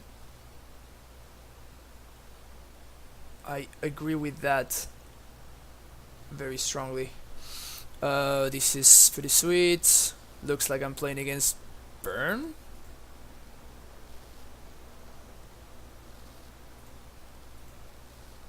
Probably go for the Oath here. Oh, sweet, we got a new follower. Oh, damn! How's it going, Ikasi? Yeah, we got the new PC going on. We got the new computer. How do you like it? How do you like it? Here is very interesting, actually. I think I'm gonna get the bird instead of the land. Because I can just play... I can play the bird this turn. And if I untap with bird, it's... like it's completely out of hand at that point. Because I can just start doing some nasty stuff. Also, now my Nykthos taps for 4. Wow. My opponent's on the aggro bolt your birds plan. I wonder if they are not on burn and they are instead on some kind of... I don't know, like red-white, Nahiri kind of stuff deck.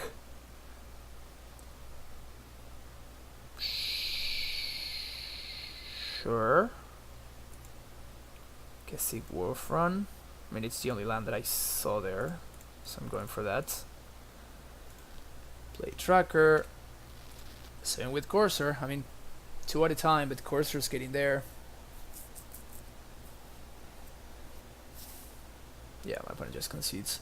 I don't even know if my opponent's on burn or if it's some like Jeskai Nahiri or something like that. I'm gonna side for burn because I think that is way more likely. And we sided something like this against burn, right? It was this. We sided out one of the trackers. We got the other ooze. Where is it? There it is. Sided out one Oath of Nissa. And acidic slime. And was it the ballista? I think yeah, it was the ballista. There we go. Yeah. And how do you like it, Andrea versus Death Shadow? Because like the Death Shadow looked insane in camera every time it was there. I just felt like the deck was absolutely nuts. It only looked bad against Grixis control, which, you know, it's an awful matchup for Shadow anyway, but I don't know. Are we going for it? Fuck yeah, we're going for it. Dang! Alright. Okay, so my opponent did that, so they are on Mardu actually. There's no way this Arbor Elf survives. So I'm just gonna hold it off. Get another basic forest.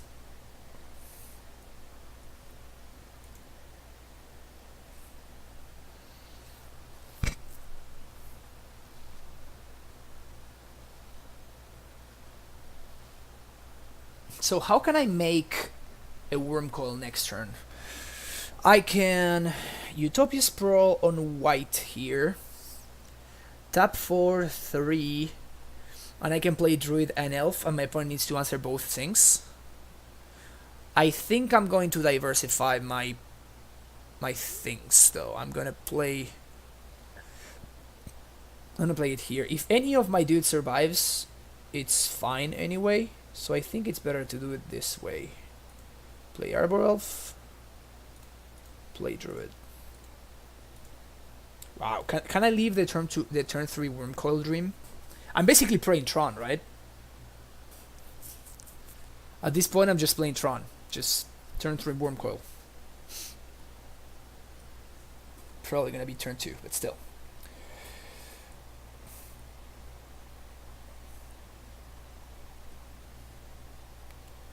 Yeah, having a good Shadow matchup seems pretty good. Yeah, True Name is an absolutely messed up card.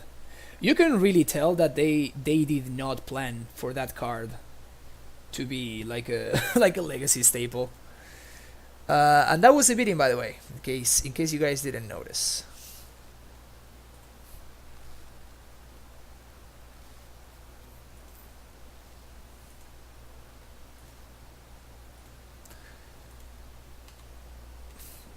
And of course, I sideboarded for Burn instead of for Mardu Pyro. So I have a bunch of awful cards. Blood Moon would be funny if my opponent were to play Blood Moon here. I guess K Command would be annoying. Yep. 3, 4, 5. K Command plus Bolt would be a beating.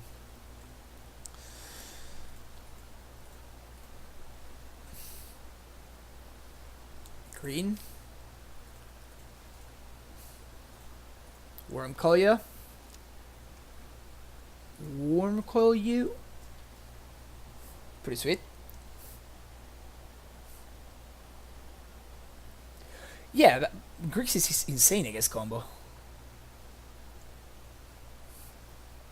Lingering Souls. I think I'm actually gonna hold this land in hand to discard 2 future Colonel's commands.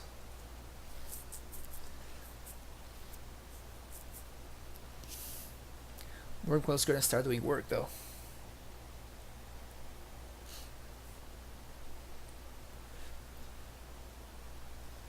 Slowly but surely gaining life every turn.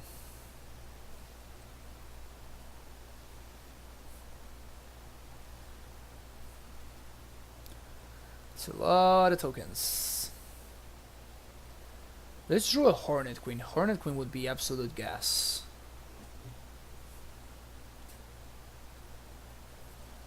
Or, sure. Let's draw that instead. That's also fine.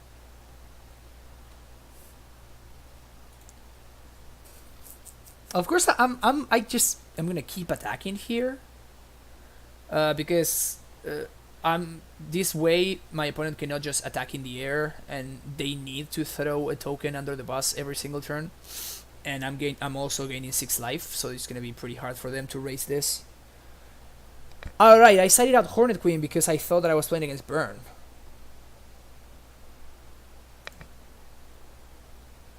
Yep, that's rough.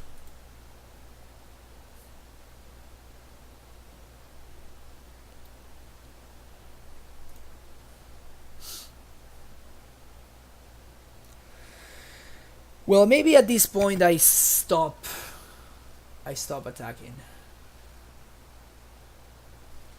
Because I'm taking 5 a turn. Gas. That's funny.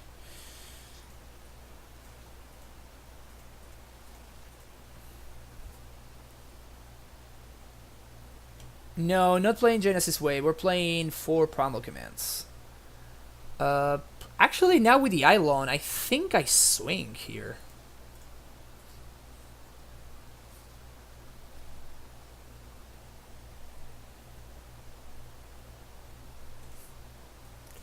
So, this card is insane in the matchup. This card is insane in the matchup. So is this one. This one's blah. But this one is insane in the matchup. This one I think will be pretty good in the matchup too. And probably this one is great too.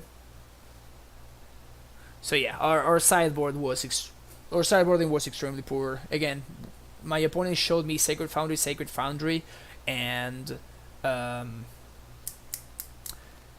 Sacred Foundry, and what's his name? And 2 bolts. That's all they showed me. I assume that they were in Burn. That clearly was not the case. And my sideboarding is going to be much, much different. I guess Ooze is like absolutely nuts here, right? Ooze is pretty bonkers too. And my opponent has not drawn a Faithless Looting. I am drawing nothing but blanks either, though. I mean, I guess the tokens get in, right? Just leave the Eidolon to chilling back.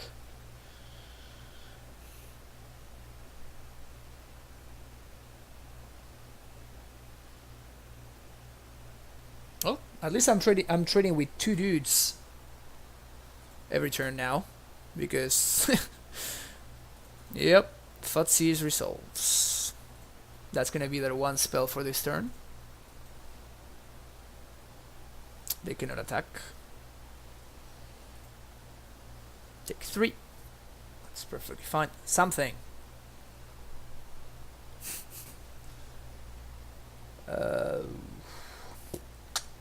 It's pretty bad. It's pretty bad.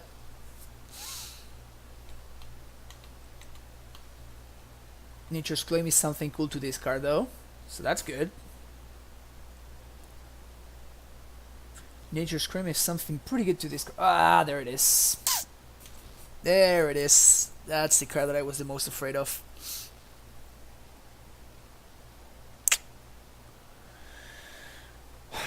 Why are they playing their lands? They have a Faithless Looting in the side in the graveyard. Why are they playing their lands? That makes no sense.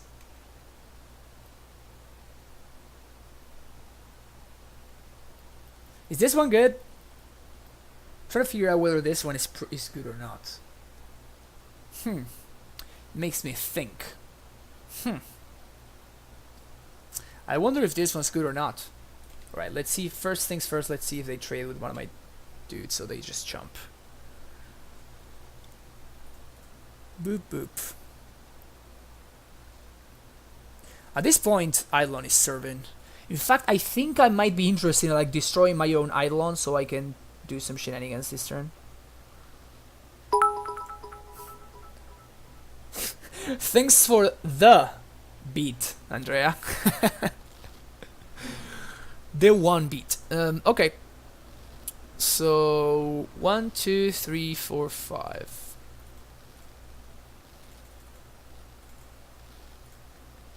Primal Command. We're gonna put the Sacred Foundry on top of their library.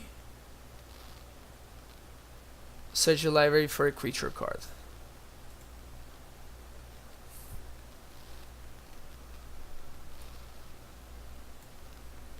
And I think we get Scavenging Ooze. So I know what my opponent's gonna draw.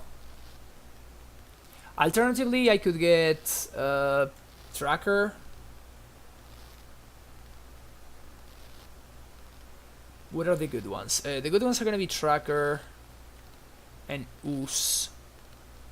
Potentially Witness, but with Eidolon in play, Witness is not that great.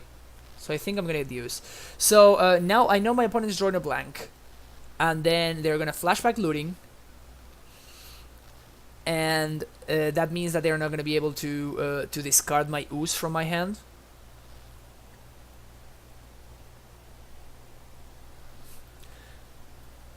How do you get bits? You have to like watch ads or something like that, right? And they give you beats for that. There goes the Foundry.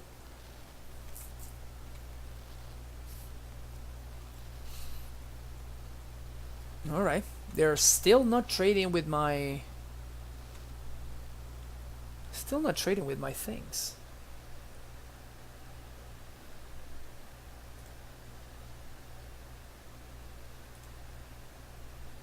I'm not sure whether I mean, I'm sure I do not like that attack. They double chump. Okay. That means they got no business.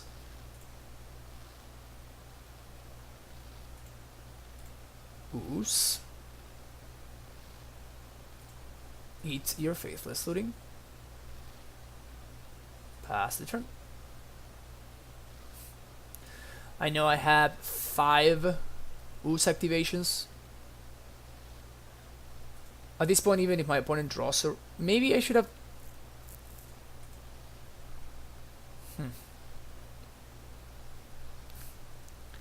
This seems like a suicide attack here.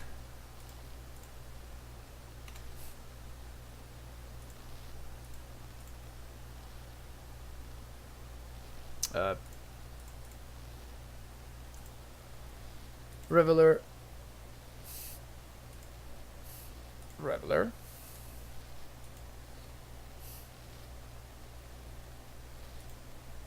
Arbor Elf.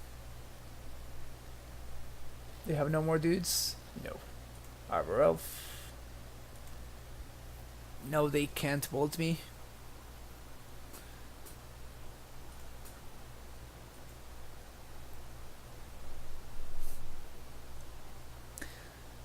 Damnation. Okay.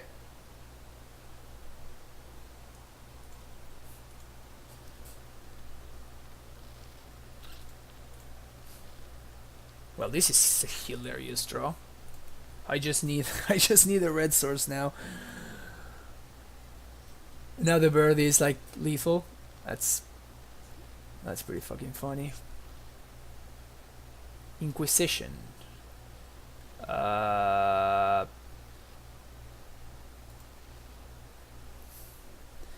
I claim my oath or do I just let it go? Yeah, I think mana is not gonna be the bottleneck anymore, so I think it's better for me to like end up with the most amount of life here, so I don't just randomly die to this stupid Hazoret.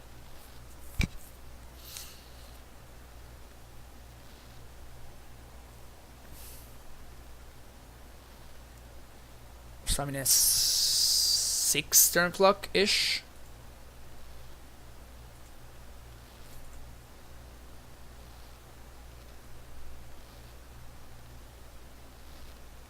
Go get Stomping Ground. My opponent said Justice.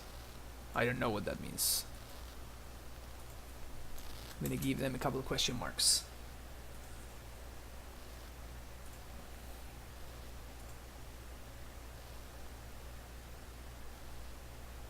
Alright. I guess Justice means they lose. Okay, I gotta say I've been more impressed by this deck than what I was expecting. We're currently 3-1, and like the match that we lost was very, very winnable. I just punted game 1 horrendously, and then I punted a game 3.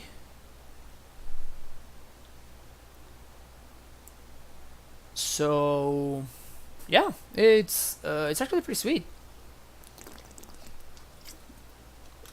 To be fair, we have not been getting paired against stuff like Storm, KCI, like the Hardened Scales deck. Those are probably the kind of matchups that we do not want to play, and that's the reason why we have like 3 Stony Silences in the sideboard or something stupid like that. Daggers. I mean, this was a bad hand anyway. This one's okay. Bottom of the bird. 1 Inquisition makes this one. Oh, shit. This is Poetic Justice right here. That's what this is. This is Poetic Justice right here. Of course I get paired against Amulet.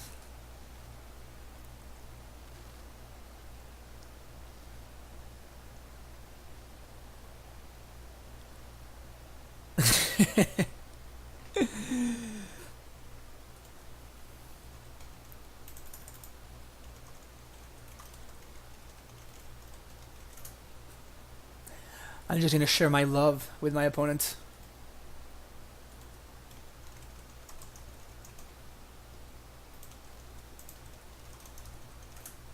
Just sharing my love.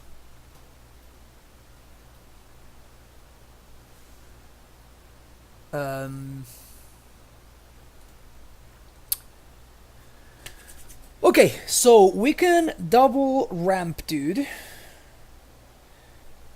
That's one of my options. I think I'm gonna go with that. Alternatively, I can play Courser or Tracker, either or. I think threatening drawing a Vizier and going infinite is pretty strong, so I kind of want to play Devoted Druid on this turn. That's the reason what I'm going to be fetching for what I'm going to be fetching for a Temple Garden there. Maybe we just have like a turn 3 kill or something. That would be pretty sweet. Explosives on 2 gets us. Explosives on 1 also gets us, but it also gets my opponent's Amulet. Ballista is kind of a beating. No, Ballista is okay. They can only Ballista for 2 at most. Yeah, Ballista for 2 would actually be pretty troublesome. It looks like they are struggling on green mana. And it looks like they're actually going to Ballista on 2 here.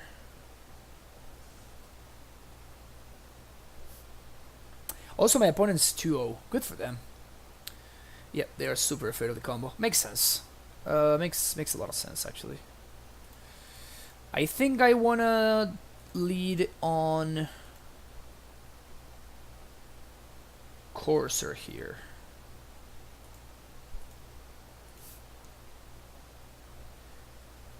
And I actually really want to draw that Primal Command, so I'm gonna lay it on top. Again, my opponent has Stellaria in hand. Now they do have a green source. Okay, so if they have Azusa, then this is pretty bad.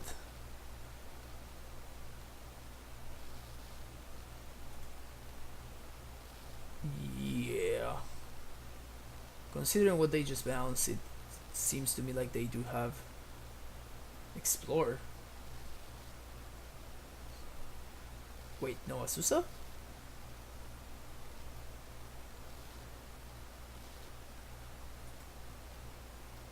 Don't have Azusa, Rex Sage. That doesn't do anything. I guess it kills Courser. My bad. My bad. I'm 100% throwing this back on top of their library though. They clearly do not have a... They clearly do not have an Azusa.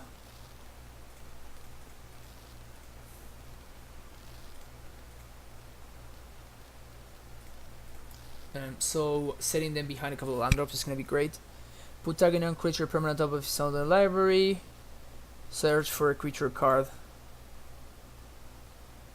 And put it in my hand. So it seems to me that Eternal Witness is going to be just a little bit too slow. So I'm going to go for the Destroy Land thing. Acidic Slime. There we go.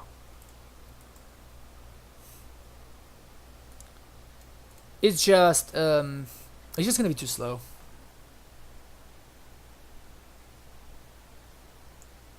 They didn't have Azusa last turn, otherwise they would have just played it, right? So I think this is what sets them back the furthest behind, basically. Now I slime their Boros Garrison. For the Oath of Nisa, damn it.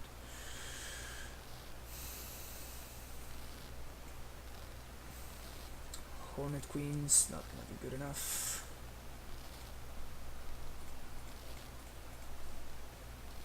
I'd rather get a land for 2 tracker activations.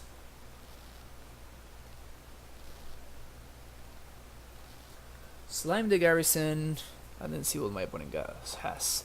I know they have Tolaria and they have Turf. That's all I know about their hand.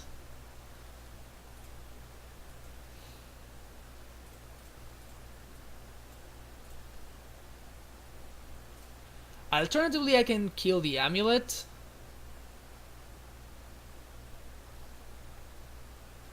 Huh, this is actually very interesting. If I kill the Amulet, it's better if my opponent draws exactly a Sus. Now, if they draw a Sus, I'm fucked anyway. So it's better to kill the Garrison.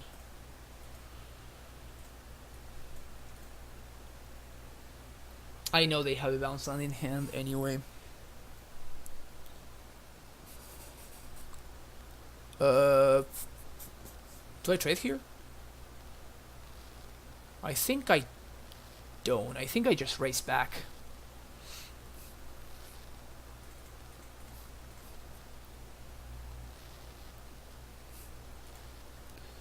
They know about this. I'm gonna show them this. Forest. Crack a clue.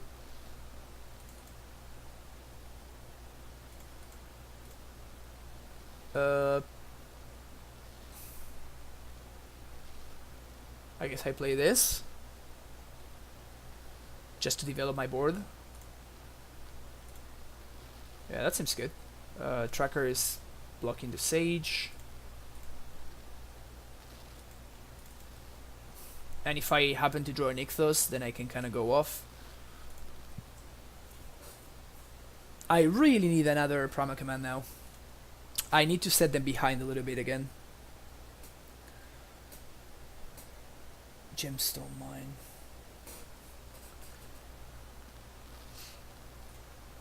Let's start here, see what we draw.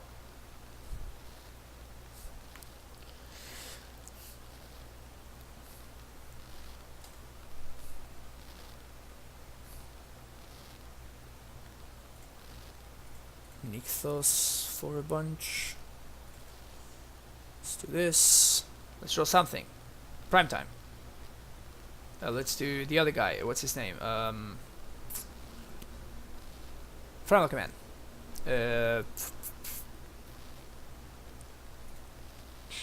Sure.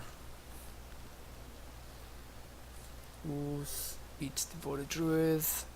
Ooze, eat Courser. Anything else?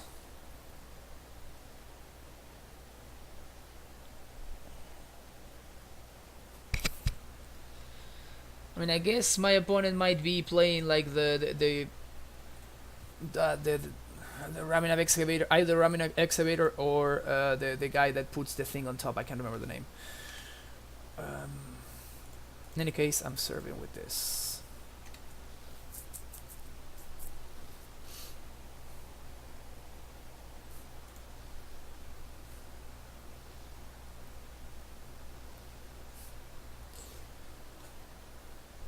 Alright, as long as I'm not dead, which I do not think I am, we should be in an okay spot here.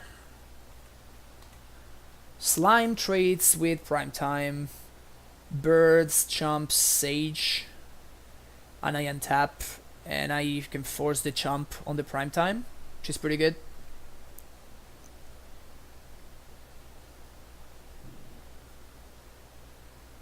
Unless they have something like double Amulet, in which case I'm just dead, so...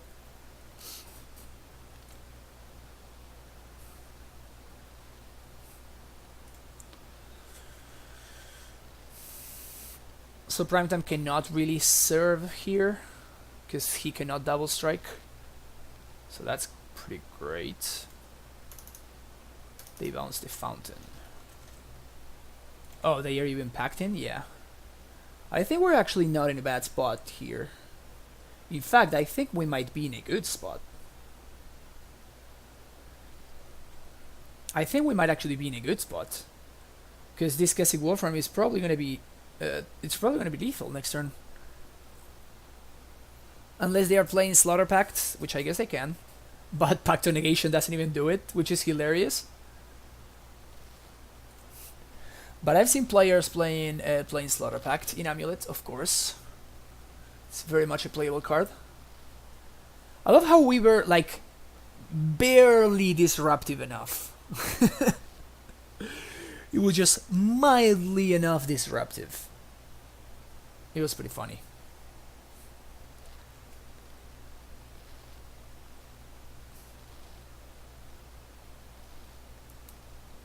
By the way, Slime is absolute gasoline here.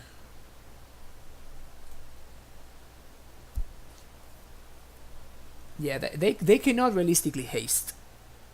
And now when we attack, they are forced to kind of like double chump. Maybe they have a list down too.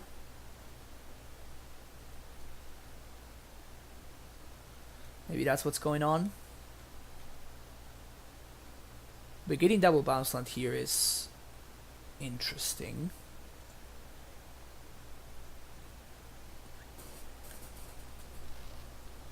Transmute, okay. That's why then. If they're not gonna use this green mana, then that was kind of like a wasted thing.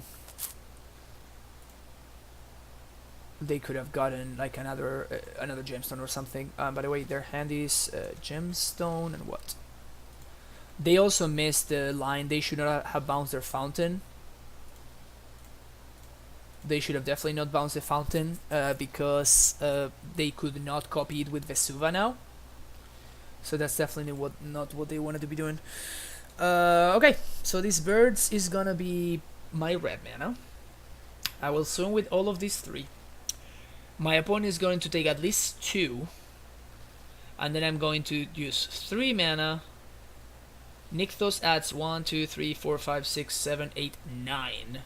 So this is 9. Yeah, my opponent, it's just lethal. I'm trying to do like the exact math to make sure that I'm not missing anything. But I'm going to make 9 mana, have 1 red and tap the Kessig. Okay, so 9 mana, 1 red and type the Kessig. And then I have 1, 2, 3, 4. So that's gonna be a lot of mana. Oh, I even have the water druid. Yeah, that's over. Okay.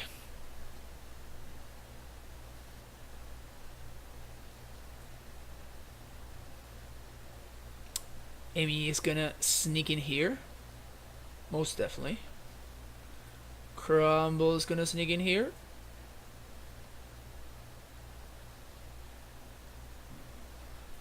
I'm not sure whether I want Path or not. As you guys know, it's not kind of what we want to be doing. Polycase seems pretty bad too. Slimes is excellent. Our own prime time seems pretty good. Queen is probably pretty bad too. Probably Path is better than Queen.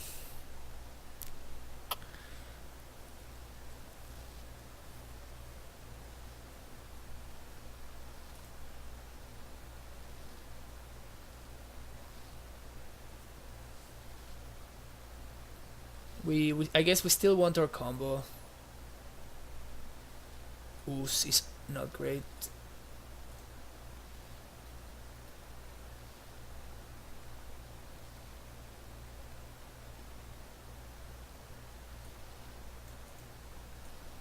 Let's do this.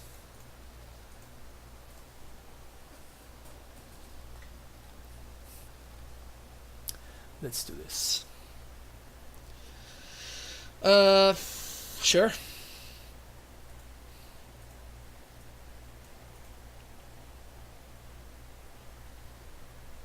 Turn 1, Ghost Quarter. Okay. I don't want my opponent to turn 2 be able to cast Azusa, so I'm gonna do this right now.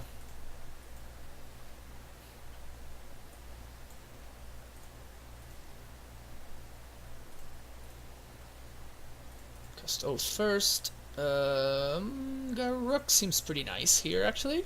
Garruk seems pretty nice. And now Arborelf.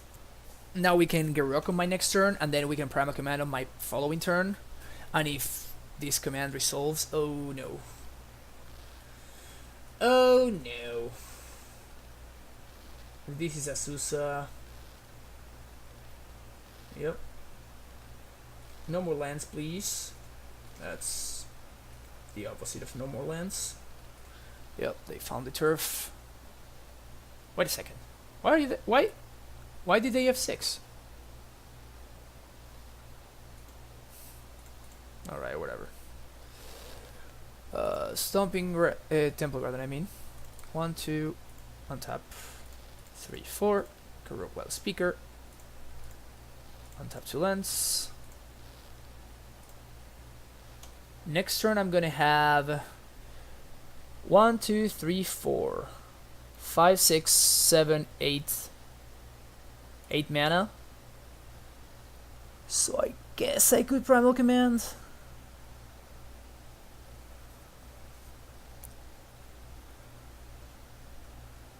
Sure. Garruk goes down to 3. Yeah, why didn't they do this? Now they need 2 ETB and tap lands in order to cast a Prime Time. That did... Now they missed another land. I don't get it. There's something weird going on there.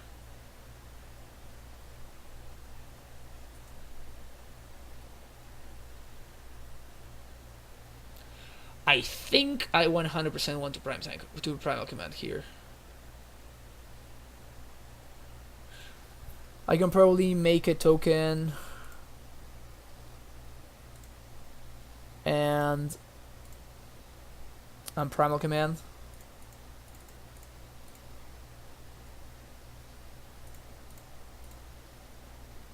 Yeah, Primal Command. Put target non-creature permanent on top, and then shuffle and search for a creature. So they are drawing a Garruk Turf again. Can I Ewit 1, 2, 3, 4, 5, 6, 7, 8, and 1 mana short of Ewitnessing? So I guess I should have actually Garruk Plus in order to Ewit this turn. That was a mistake. It's a mistake. I get this slime then. My opponent has been sequencing their lands in a very weird order. Like, they should have been able to Prime Time on my last turn.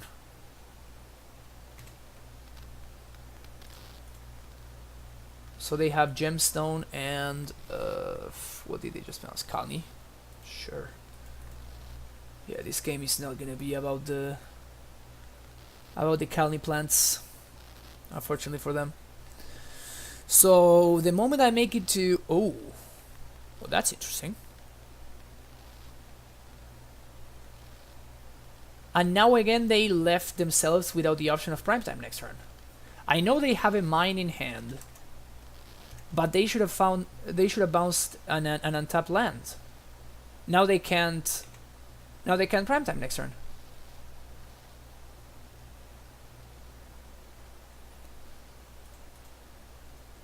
That's very weird. That's very, very weird. I mean, I'll take it, of course, but... LOL? 1, 2, 3, 4, 1, 2, 3, 4. Alternatively, I can pay 6 mana on untap. I'm like 1 mana short of bringing them back to the Stone Rain. To the Stone Rain. To the Stone Age. I mean, it is a Stone Rain though, so. Alright.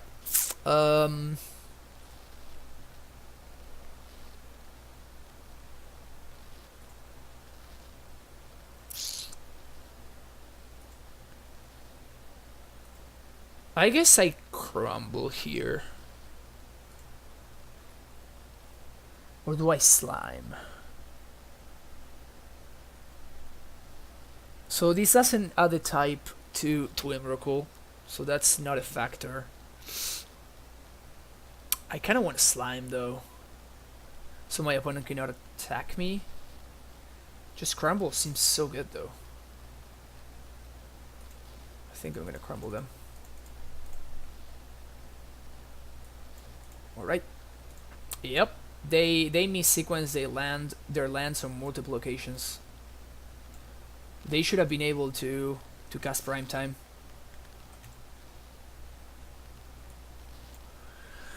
So they started at one Asusa, they started to explore, they have multiple fire spouts. Okay, so I'm not gonna make another token then. I think because then if my opponent draws a fire spout, they can swipe my board. I guess that swipes their board too, so that's not awful. They have all 4 packs, they are playing the meme, they're playing Ballista, multiple abrades when Amulet is gone, Any specific lands? No, not really. Double explosives though. That's good to know about. Sweet. So the hand is mine, Kalni, Primetime times 2.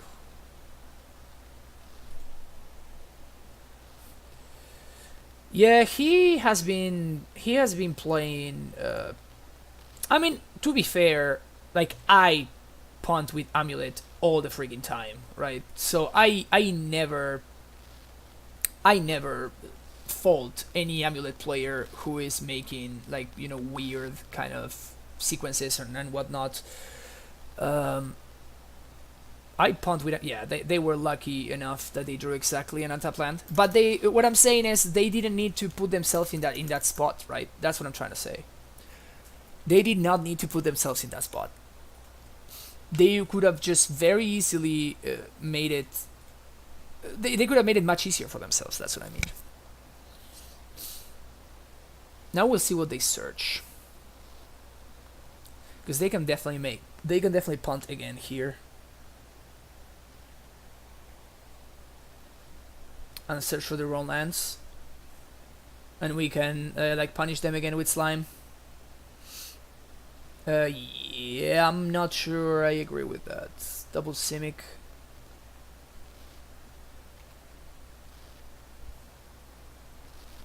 So they bounce GQ and mine, right?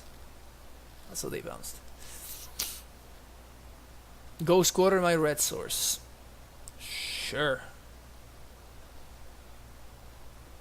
Sweet, this is actually great for me. They set themselves back a land, so now for sure they cannot haste, nor drop double strike next turn. That's what I was hoping for. That's what I was hoping for. So now we go bananas. So we have 5/6 mana, right? We can Emrakul costs 10, so this is 5. I untap, and it's gonna be. Yeah, we have enough for Emrakul mana. So can I also either Primetime or Acidic Slime? So I am going to add 5 mana here. I Acidic Slime. I destroy their land. Now I plus Garruk. I untap these 2, and I get 1, 2, 3, 4, 5, 6, 7.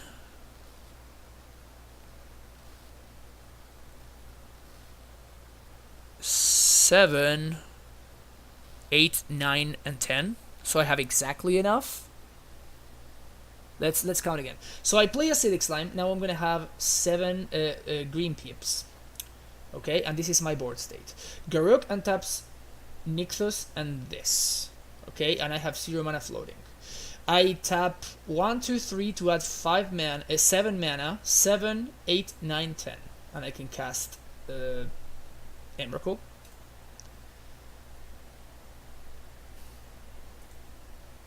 Yeah.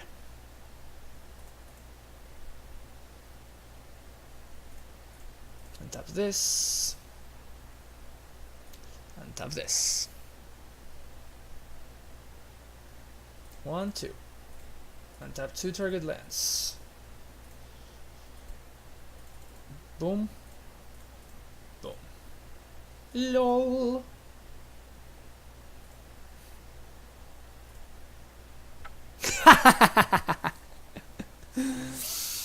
That was sweet.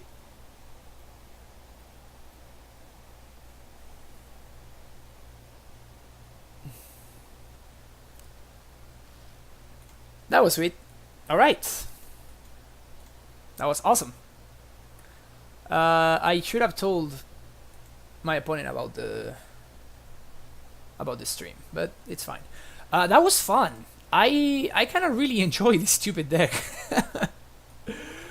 I thought it was pretty sweet. What did we beat? We beat Living End. We beat Mardu Pyromancer. We beat Amulet. And what was the other deck we beat? Uh,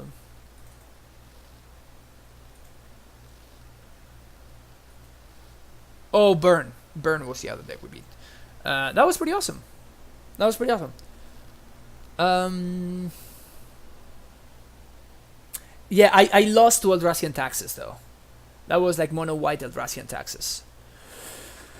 That was fun. That was cool. I really enjoyed that.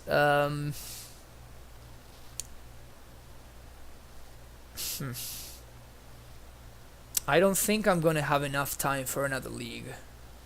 So I can play a couple of 2-mans, or I can like start another league, finish it some other day. What do you guys want to see? Do you guys want to see Modern or Legacy? And in Modern, what do you guys want to see? Alright, sweet. Pandanaconda HS. Thanks for following. Appreciate it. We're up to 152 followers. Alright. 152. Sick. We can play whatever you guys want. We can play Eldrazi Taxes if you guys want. We can play. I've been messing yesterday a little bit with this. Where is it? With this. I think this list is pretty sweet, and I think it's a lot of fun. So we can try this one out. We can try some Value Town. This is an kind of outdated list though. We can try. Bant Spirits. This is the list that topated. I think this deck is really good. So if you guys want to see some of this, we can see some of this. Whoever the first one to type anything in chat, whatever they say, I'm going to play that, and I will be right back in the meantime while you guys figure that out.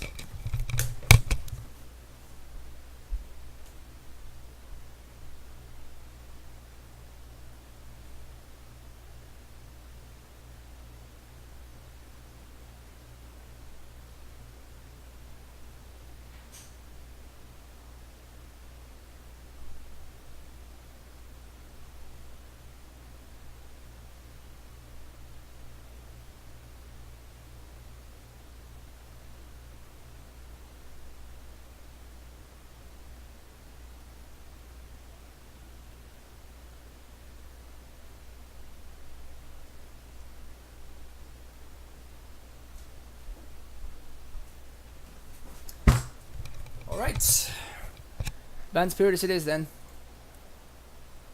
We're gonna play a couple of 2-mans because I'm not going to be able to play more than 2 matches. I had a really bad headache yesterday.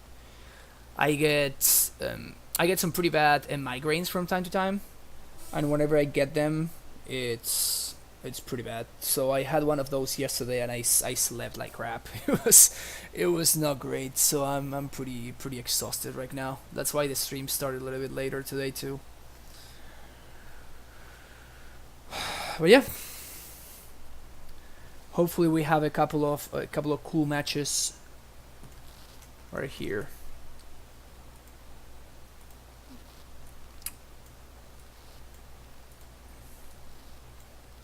This hand looks like busted. This hand looks like borderline busted. So here,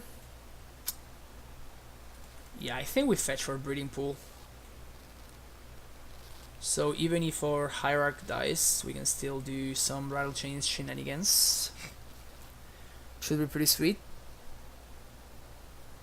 Gemstone. Are we playing against Amulet again? What are the freaking chances?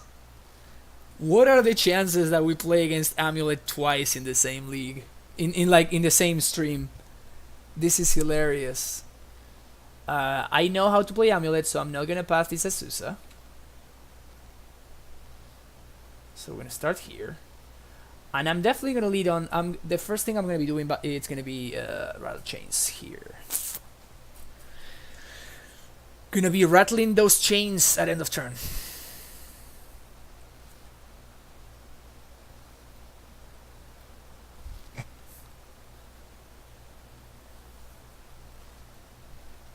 Crumbling Vestige. Okay, so my opponent is playing a different land than the usual lists. Well, that's a little bit troublesome.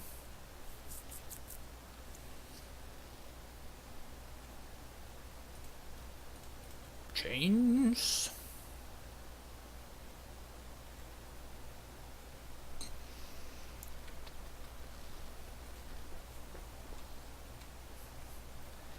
Serve for 3 here. And now we get the option. If my opponent pacts, I will probably risk it. If my opponent packs, I will probably risk it. If my opponent just hearts... Ooh, no second land. Never mind.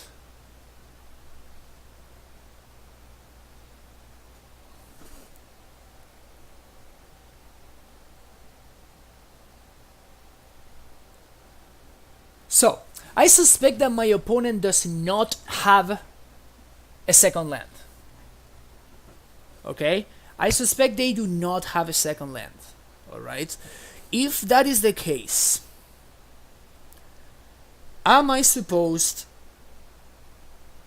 to pass the scout here? Because my opponent made a mistake of leading by using the land drop instead of leading with the Sakura Tribe Scout activation. So they allow me now to, if they do not have a second land, they can only make up to 5 mana only.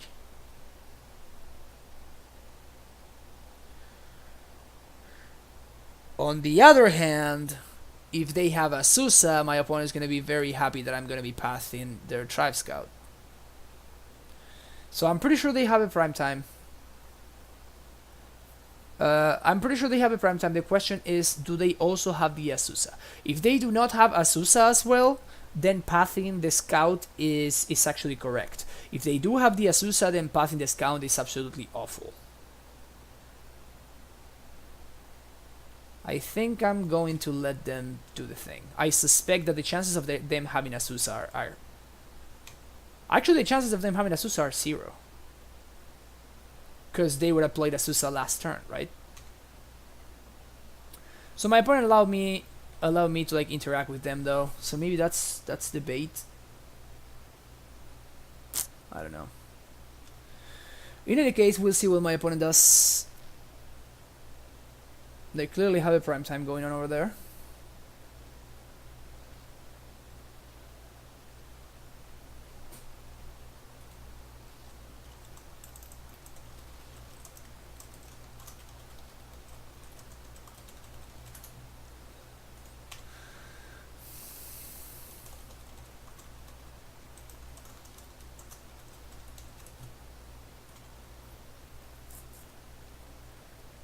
Okay, here we're gonna be smart.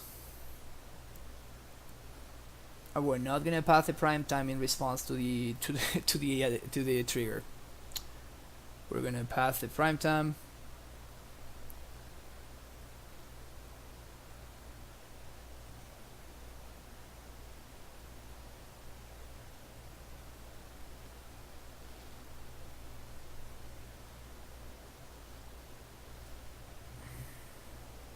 Yep, they're going for the haste land.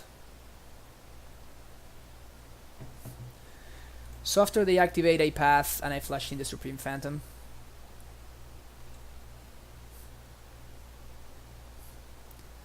I guess I wait until the beginning of combat. That would be like the... So they also are forced to... So they have Vestige and Simic in hand. Path you.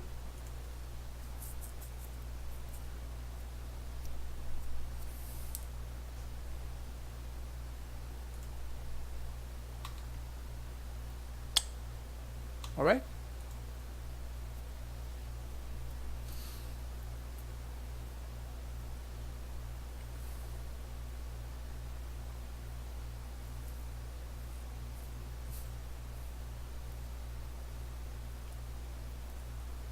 So I'm gonna take 6 here.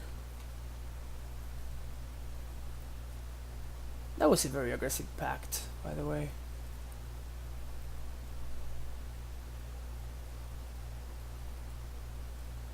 What if I have a second path, right? Stronghold.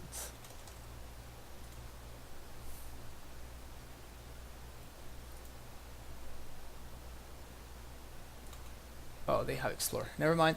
Never mind. They're fine. They are fine. That was weird. Why not transmute this turn?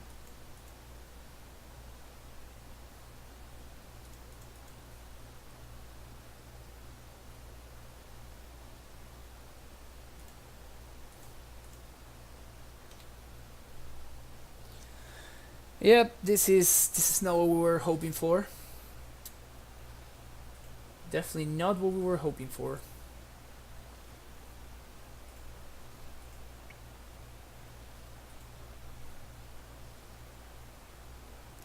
So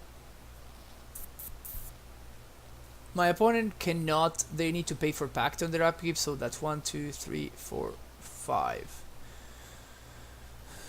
But they have a Simic in hand, so I guess that if they have another prime time, they can play it. But if they do, they cannot haste it. Because of that, I think that I should company here to try to deal the most amount of damage possible.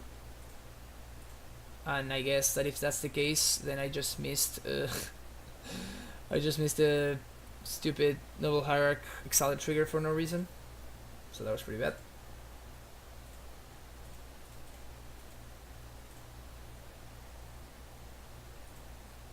Alright, so they pay for their pact.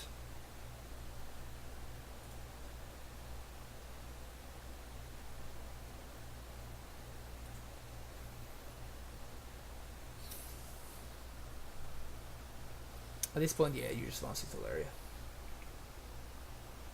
So land for turn, I guess they're gonna play Stronghold. They're gonna hasten Double Strike, and then fetch, go get Double Strike and force me.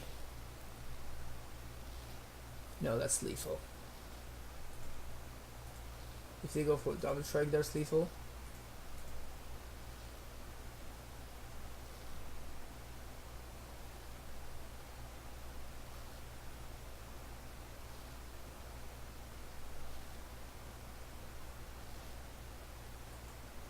Yep, because I can only block with 8 power and I'm gonna take 8. Yep, so I'm dead. Well, okay, it becomes much better post board. I'm not really sure about these files, really.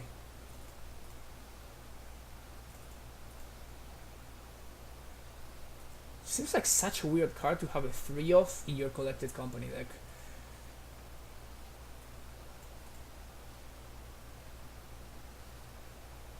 I don't know. Okay, so Selfless Spirit is great against their sweepers and their things. Phantasmal Image looks pretty. It's probably the worst card.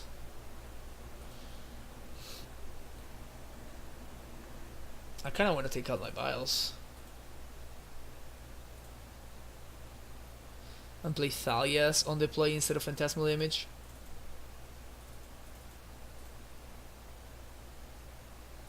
Yeah, this is nice.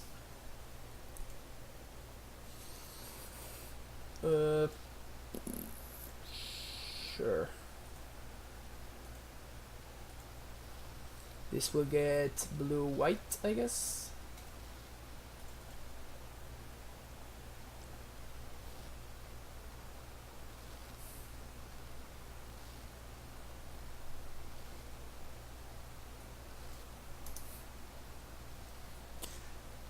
Blue-white. Actually, this is probably not a great keep now that I think of it a little bit more.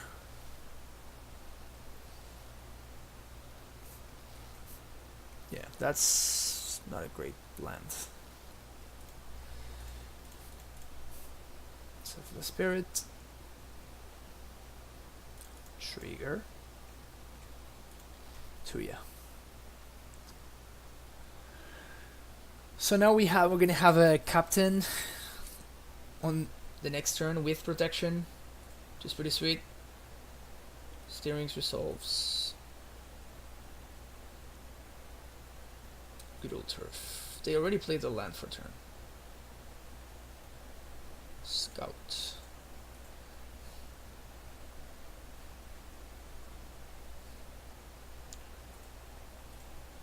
Blue, colorless, white.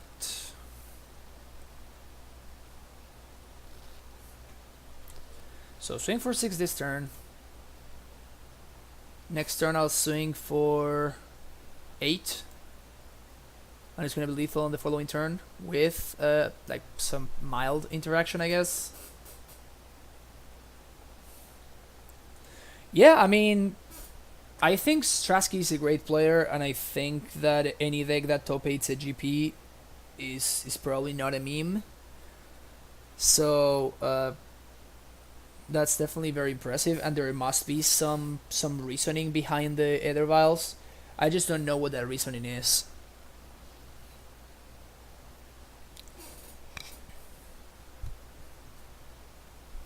And I would like to hear, from him to see what he thinks about that. And how the vials were for him over the tournament, right? That's also interesting to know. Explosives on 1. Sure.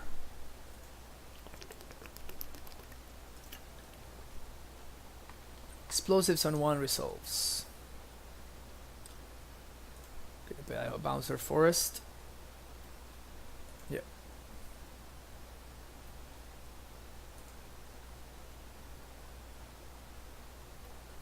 Sure.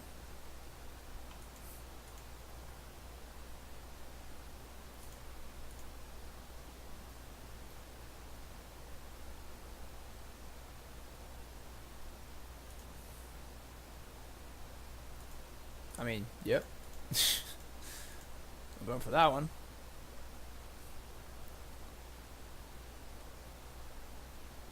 So that's 7, 11 down to 1.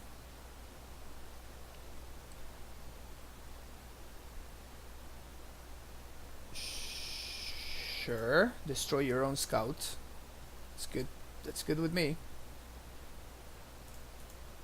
It's still lethal over 2 turns, but they just have no interaction for it. Even if they fire spout me, I just activate spirits and I'm fine. Well, if they have Bounce Land, Azusa, and Primetime, then this is a little bit worse, obviously. But even then, it doesn't save them, yeah. Even then, Azusa, Primetime, and Bounce Land does not get them there. They're still Dobbs. Because they can only gain 2 life. I guess if they have all of that plus the Fire Spout, they can do it. Any case, cool. Go us. On the post board, I'm not so keen on Thalia. And the Vials can probably come in. Or probably Unified Will.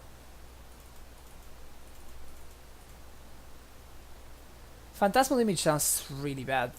It just dies to any of the activated lands.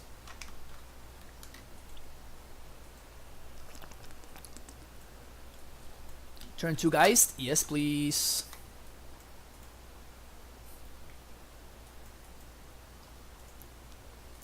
Turn 2 Geist? Yes, please.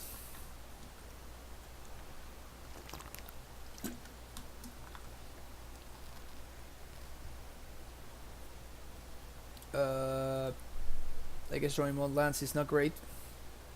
But well, turn 2 Geist, turn 3 Coco. Seems good enough for me.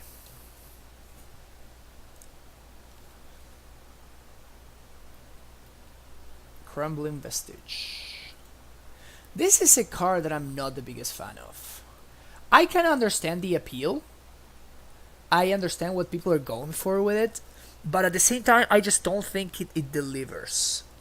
The fact that you cannot hold up Spell Pierce, it's in your opponent's turn, or co-select return on your opponent's turn with this, it's just so bad in my opinion.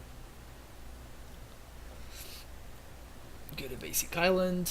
Blue, white, 1. I guess if he has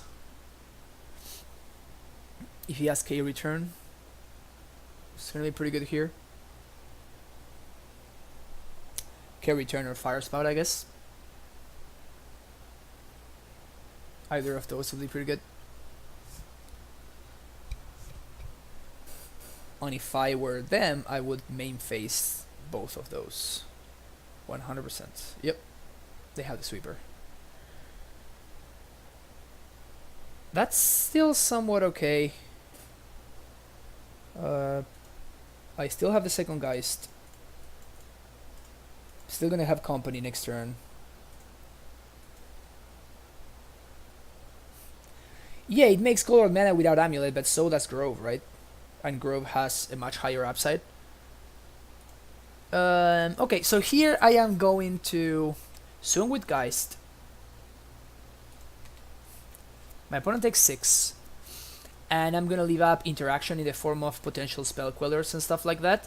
And then on my following turn, I'm gonna be free to like play both of my dudes, like right now, for example. If I find the queller here, I guess I'll get a white source here, right? Yep. If I find the queller, this should probably be game. Oh yeah! Oh yeah! Oh yeah! Boop. Well, what? Alright. Budoka Gardener. 2 mana, 2/1. You may put a land card from your hand onto the battlefield. If you control 10 or more lands, flip it. Pay 6, create an XX green elemental creature token where X is the number of lands you control.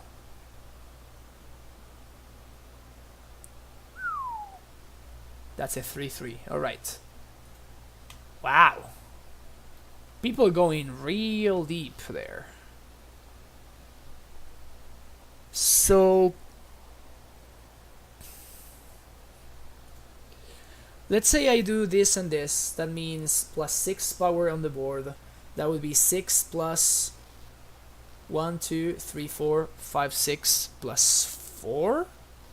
So my opponent basically needs to like chump. They can't even activate. You see, if these were the Grove, my opponent could lock here and they could activate their Stronghold in order to trade with my Geist. That's what I'm saying. That's why I'm saying that I don't like Crumbling Vestige. At least not in this kind of list, right? It's only good when you're actually resolving Primetime and when you're actually comboing. Do you want me to ask them?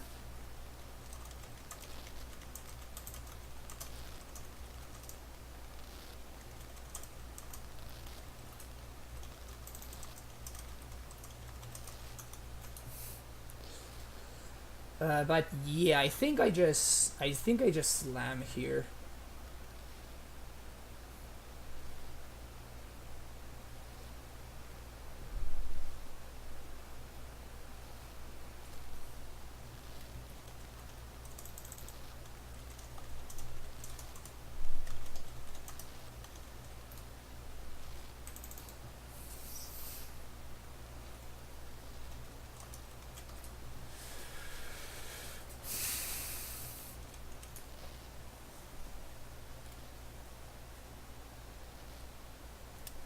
So I guess I just slam.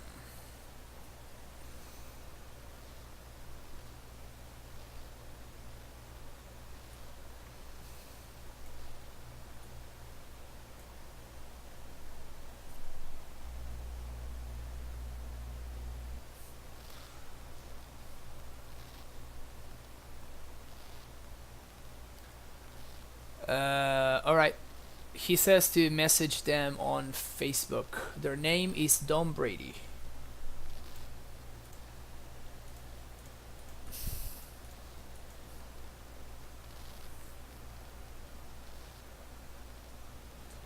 Yeah, we just slam here.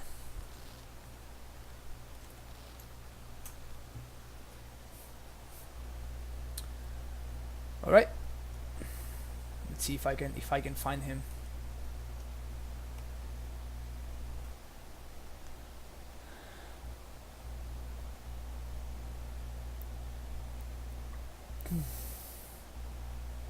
I assume it's the person that posted in the Amulet Titan group, right?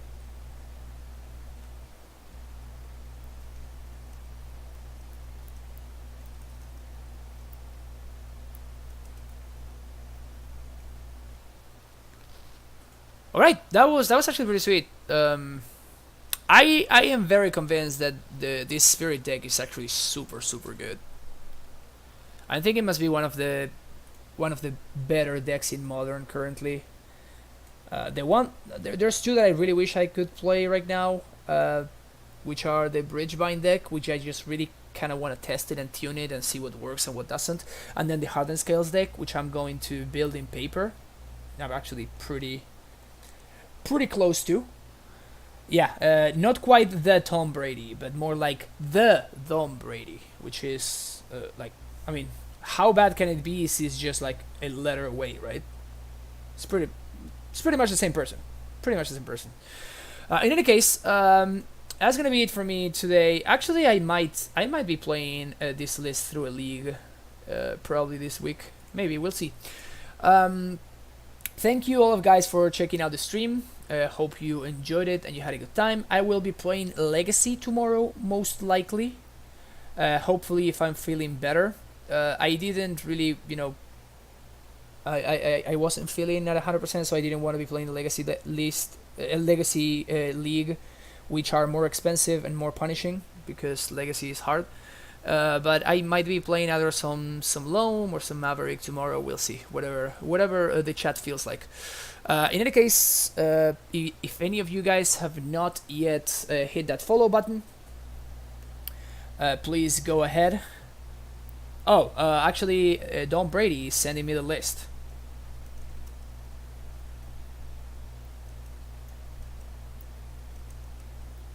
And I'll share it in chat.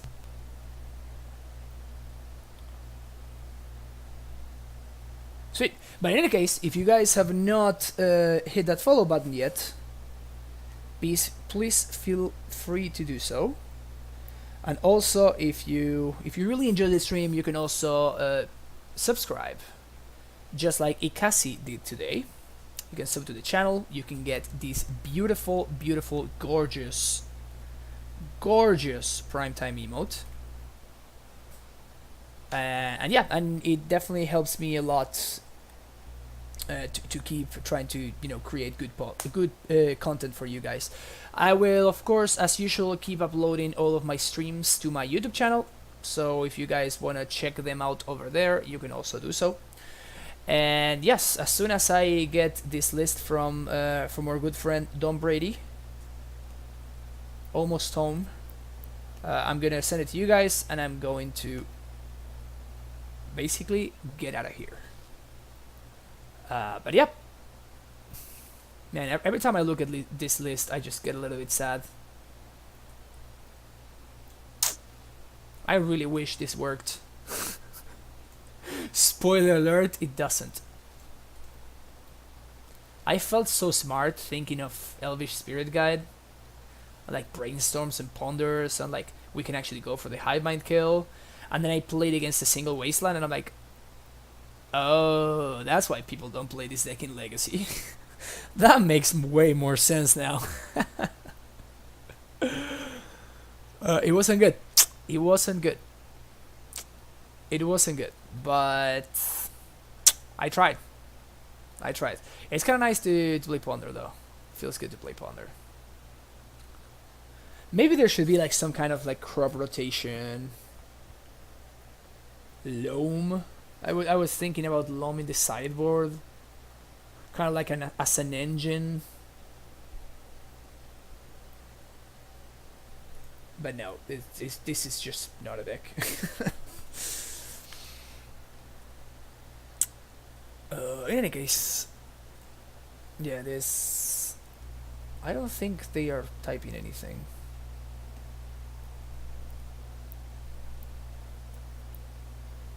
It's just kind of like refreshing their chat, but they just don't play anything. Yeah, now this playing this deck would be basically like setting $12 on fire.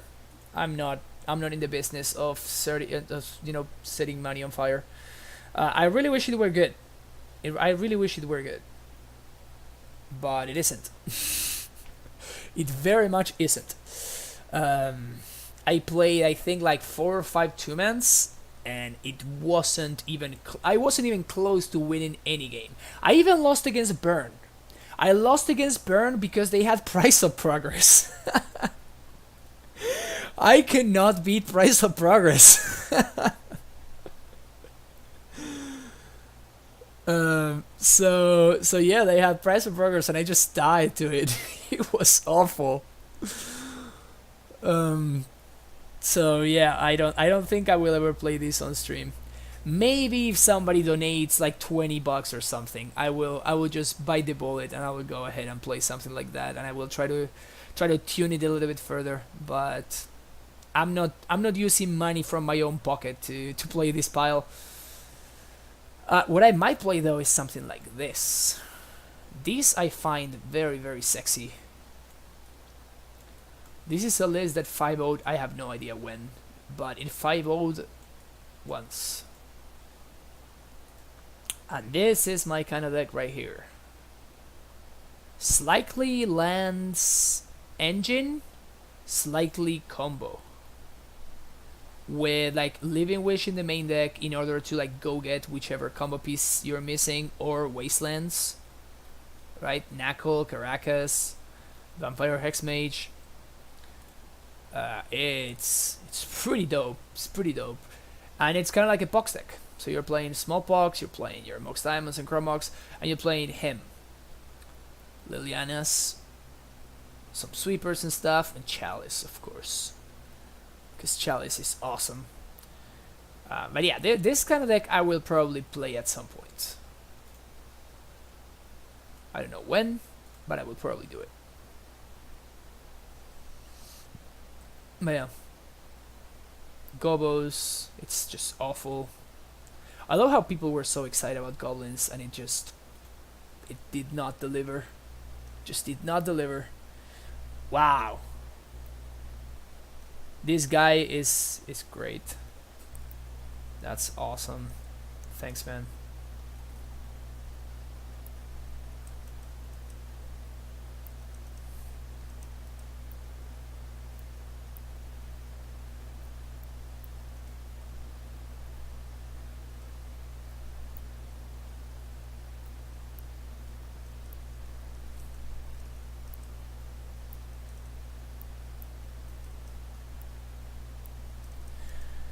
Alright, so I'm copying and I'm sharing the list that our good friend Don Brady just copied on a Facebook chat. So that's the main deck. And here's the board. Nice. He's running Nissa. Oh, he's a believer. He's a believer. He's running Nissa.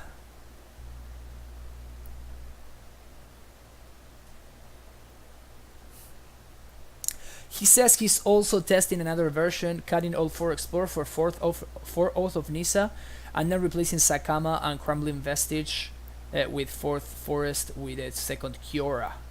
The Battle for Zendikar Kiora. Dude. Yeah, he says he has the full foil deck. That's sweet.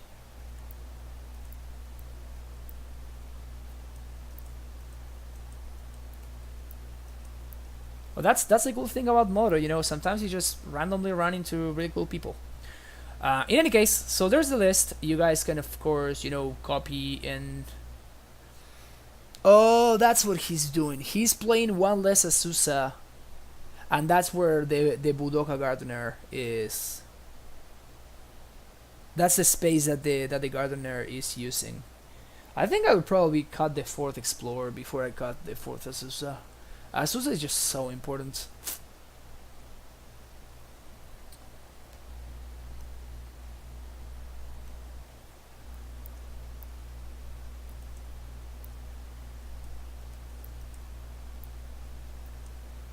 Alright.